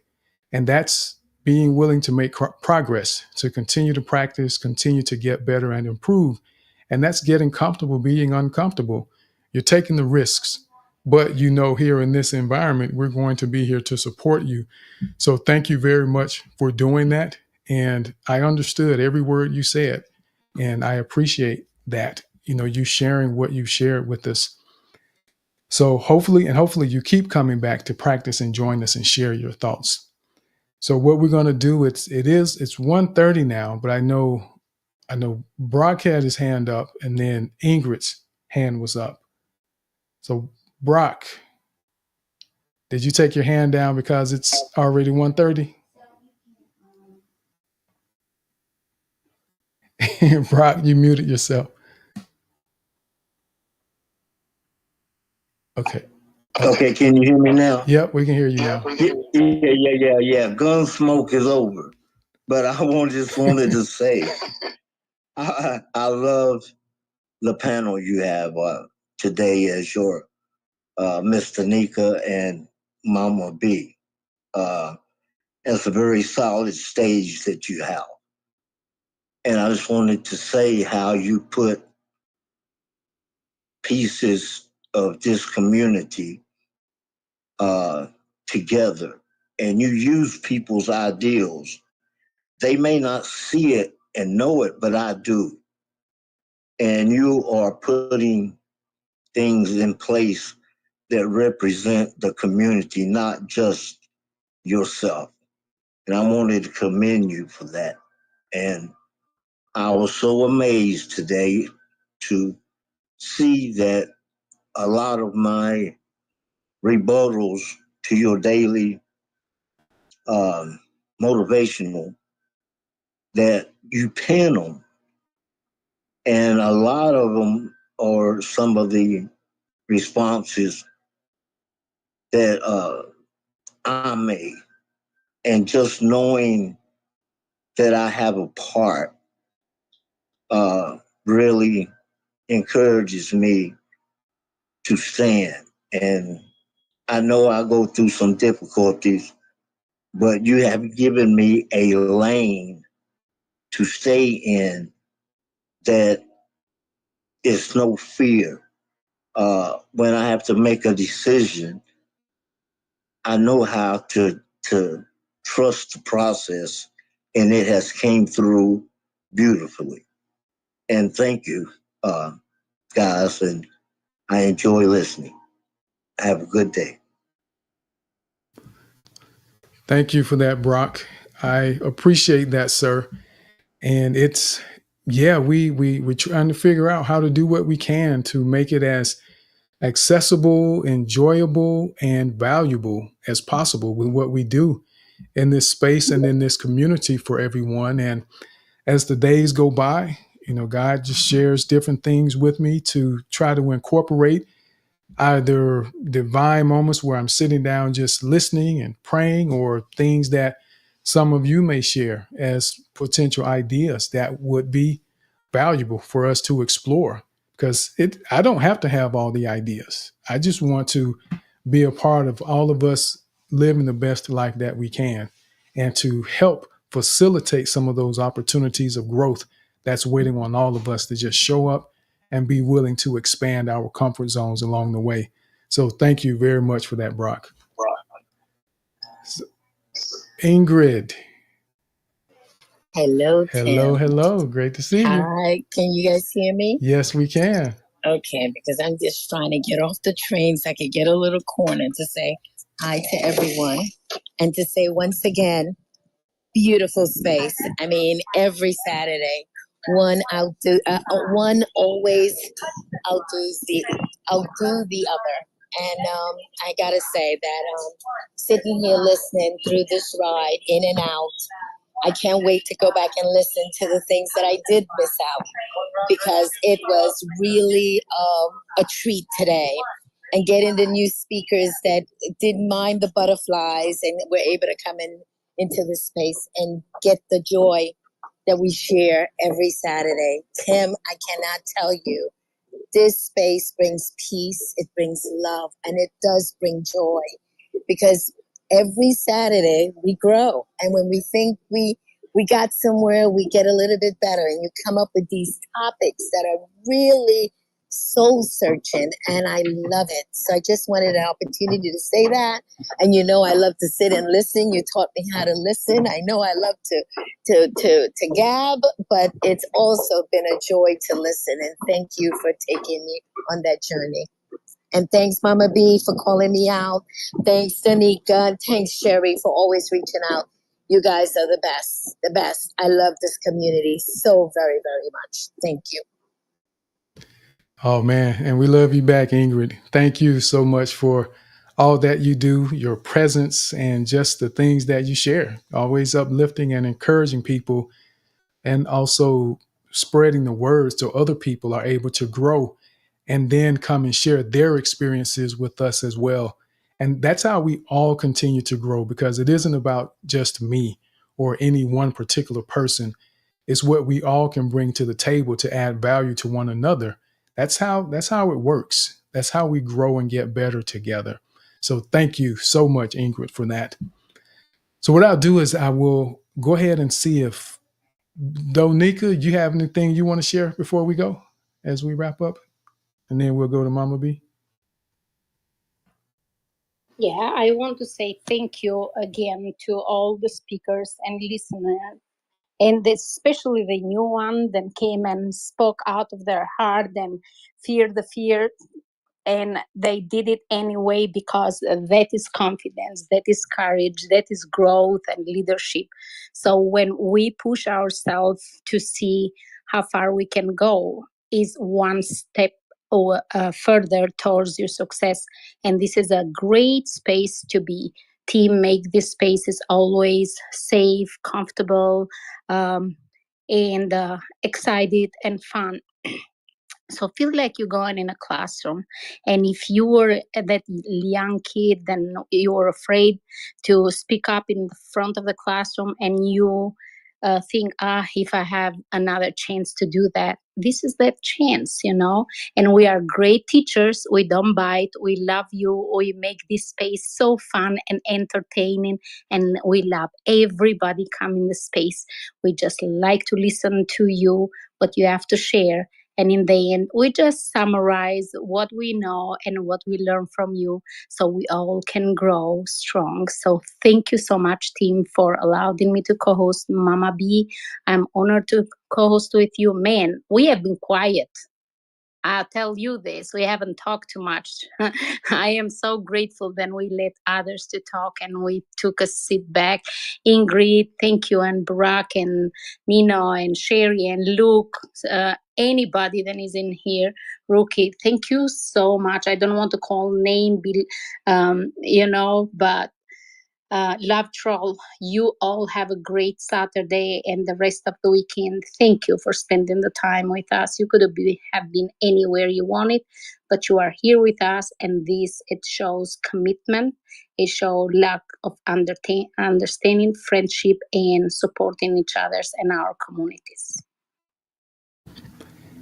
Yes, everything Donika said to all of you. Thank you for that, Donika, and always appreciate that you've been helping to hold it down and just add that additional encouragement and inspiration because it's always those different perspectives and experiences that we bring to the table that makes it a more enriching conversation that we get to have, and that encouragement from different people from different ways that people will approach that. So I always appreciate you doing that, Donika. I remember the first time Donika showed up, and she's been coming ever since that she came that very first time. So I appreciate you. And I want, well, I'll do this. Hopefully El Noreen doesn't leave beforehand, but Mama B, go ahead, Mama B. Yes, I just want to say how what a beautiful space again. I think Ingrid said, every space seems to outdo the previous space.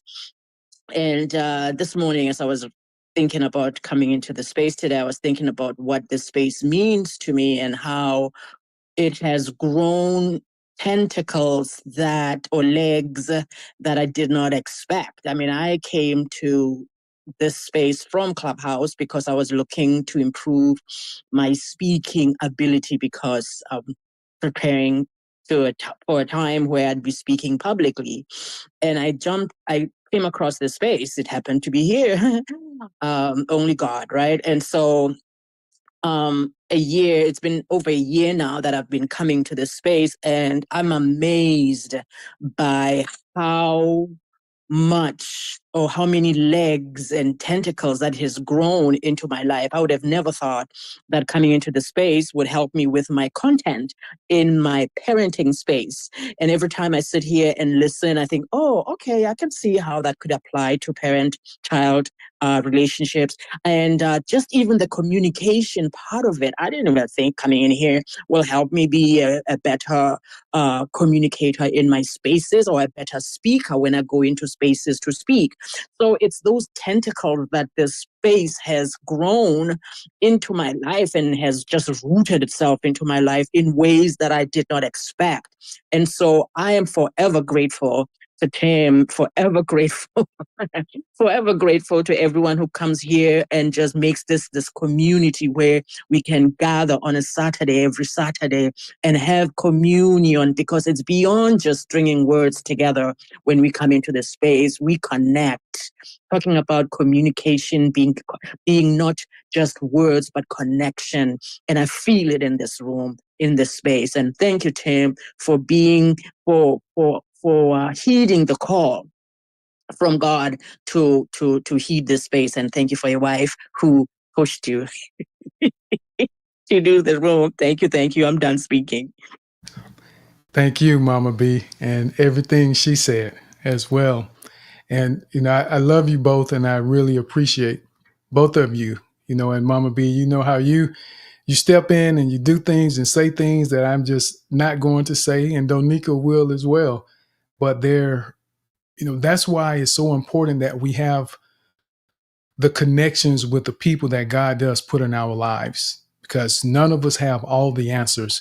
And there's always going to be people in and around our lives that are necessary, that are going to help move us along when we may not know how, or we may not be willing to, because we may not have the ability or the comfort level to do some things. And that's why these connections and relationships are really important. And I want you all to make sure that you connect, build relationships beyond the space.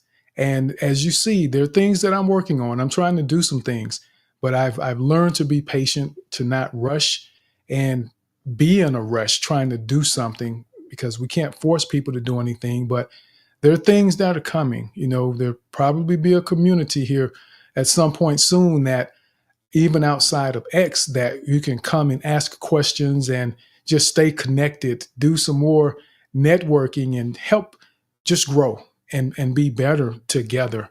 So I'm working on some things, and wanting to recruit and get some additional people that see the vision, the idea of what we can do and what it can be, that want to go along with us on this journey. Go ahead, Mama B. I know I didn't mean to come back, but I just remember that I also wanted to say that in my thinking this morning, or any other day that I think about this space, I think about just how much money I've saved coming into the space every time. How much money it would have cost me if I had hired or retained a coach and charged me thousands. I don't even know how many thousands it would have cost me to learn the stuff that I'm learning here. That is why I'm just so passionate that we go beyond just praising Tim.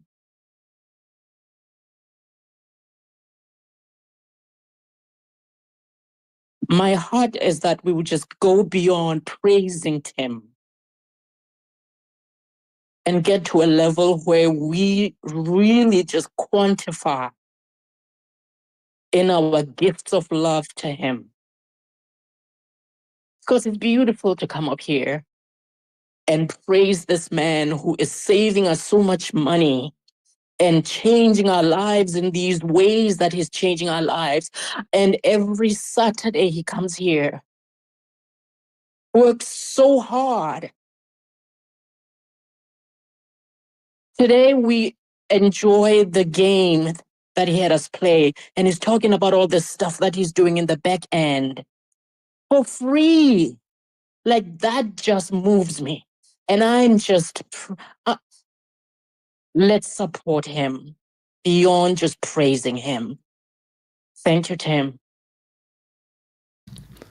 Thank you, Mama B. That's connected to your words. I felt it. So, Mama B, I'm going to, yeah. Thank you. I really appreciate that. It And definitely will change your world. yes, It definitely will. Yes. Thank you. yes, sir. Man. So I appreciate it. I appreciate all of you. I appreciate it. And just thank you, Mama B. So before, let's see, as we get ready to wrap up, I wanted to say something or do this with Al Noreen. And because I know with all the new speakers that come up today and other times, we appreciate you. And especially those who don't speak English natively, there's an extra layer of discomfort that happens when someone is trying to make sure that they say the right words in a space where people aren't speaking their native language. So I really commend you. And there's so many people in here that are in that category, that those who speak English and English only really have no clue. If you haven't been paying attention, if you only speak one language, we are the minority in this big world that we live in. And Spaces has made me realize that I'm a minority only speaking English. And because of the interactions that I've been having in these spaces for these past 3 years or however long Spaces have been around, it has forced me and led me to begin even expanding myself, where I'm continuing to grow, not just in here, but even in other areas, because I understand the importance of being able to speak people's names. That's valuable. When you say someone's name, especially if you can read it in their language or say something in their language. And I wanted to say this to you, Al Noreen, because I've still been practicing. And what I was going to say is Al Noreen Muailima Mumtaz mean Saudi Arabia. And tell me if I got that right. Yes, it is right. Thank you, Mr. Tim. Really, I want to say something that you are a perfect example of being a confident speaker, really, because I learn from you a lot of things, and you lead the space perfectly, and you give us a trust and confidence to speak before the audience. Imagine that. And also, it is not my native native language, but you give us encouragement to speak before the audience. Thank you so much for this magnificent, beautiful space. Thank you. Absolutely. Thank you for that, Al Noreen. And for those that are wondering what I said to her, I said that Al Noreen is an amazing teacher from Saudi Arabia. So that's what I said to her. So I'm growing and learning, and I'm expanding myself, and that's what we have to do to really be able to connect and just have deeper relationships with people, because it makes a difference when someone pronounces your name and cares enough to try to pronounce your name the way that your parents intended. So little things we can do to really build our credibility, trust, and deepen the relationships that we have. But I really thank you all so much for this time today, and every time we get together, and your continued support with what we're doing, because this is about all of us, not just about me. You have to do the work, but you have to show up in order to know what work we're trying to do. So thank you, Mama B. Mama B trying to make me cry in here. And Donika, both of you, I really appreciate both of you deeply for all that you do and have done all this time. And yeah, God knows who we need in our life. And I know that there's always a reason and a season, but we make the most of the season that we're in when it comes. So thank you all very much. So I want to, for those of you that are listening, so I want to thank you, Meta Rides, Made Coins, Rookie, Shari. Shari has her own space as well, everyone. She's one of the ones I mentioned on Thursdays, the breathing room. But AI came up, Wealth Habit, Christy, Creative Side, Sherry came up, Barbara, great to see you, Luke, Bo, D Bright, Vero, Razan, let's see, Razan Alcaraz, Razan. And then we've got Tuminho, we have Elle, we've got Kim, Beloved the Troll. We also have Elias, Jane, Nuha, Shani, we have Paul, Nasabi, we have DVD, Shadow in the Dark, Chanel, William, Emmy. We also have, let me see if I get this right, Abu. I hope I pronounced that correctly. Abu. That's also in the space. Ambrose, Tolu, Pristine, Naomi, and Kenny that are in the space as listeners. And thank you all for your patience, for bearing with me as I do that. I like to acknowledge the listeners as well, so that everyone understands that they're valuable, that they're important enough that I'll take that time at the end of the space to let you know that I know you're here, because I appreciate your presence. Because at some point in time, you may decide to come up and be a speaker and share the value that you have, or expand your comfort zone along the way. And I appreciate all of you for doing that. And all the speakers, of course, and I get to share that to you real time as you're actually sharing your thoughts or finishing your thoughts. So, with that said, I really appreciate you all and hope that you have a fantastic rest of the day and weekend. Stay safe and stay blessed, everyone. Thank you for joining today's episode of the Confident Speaking Space. Your contributions as a speaker and your presence listening live or on the replay are greatly appreciated. If you enjoyed the experience and want to show some love, feel free to visit the link on my profile and buy me a coffee. Until we meet again, I pray you have a fantastic week ahead. So be blessed, be safe, and be intentional about becoming a more confident and effective communicator. Let's get it.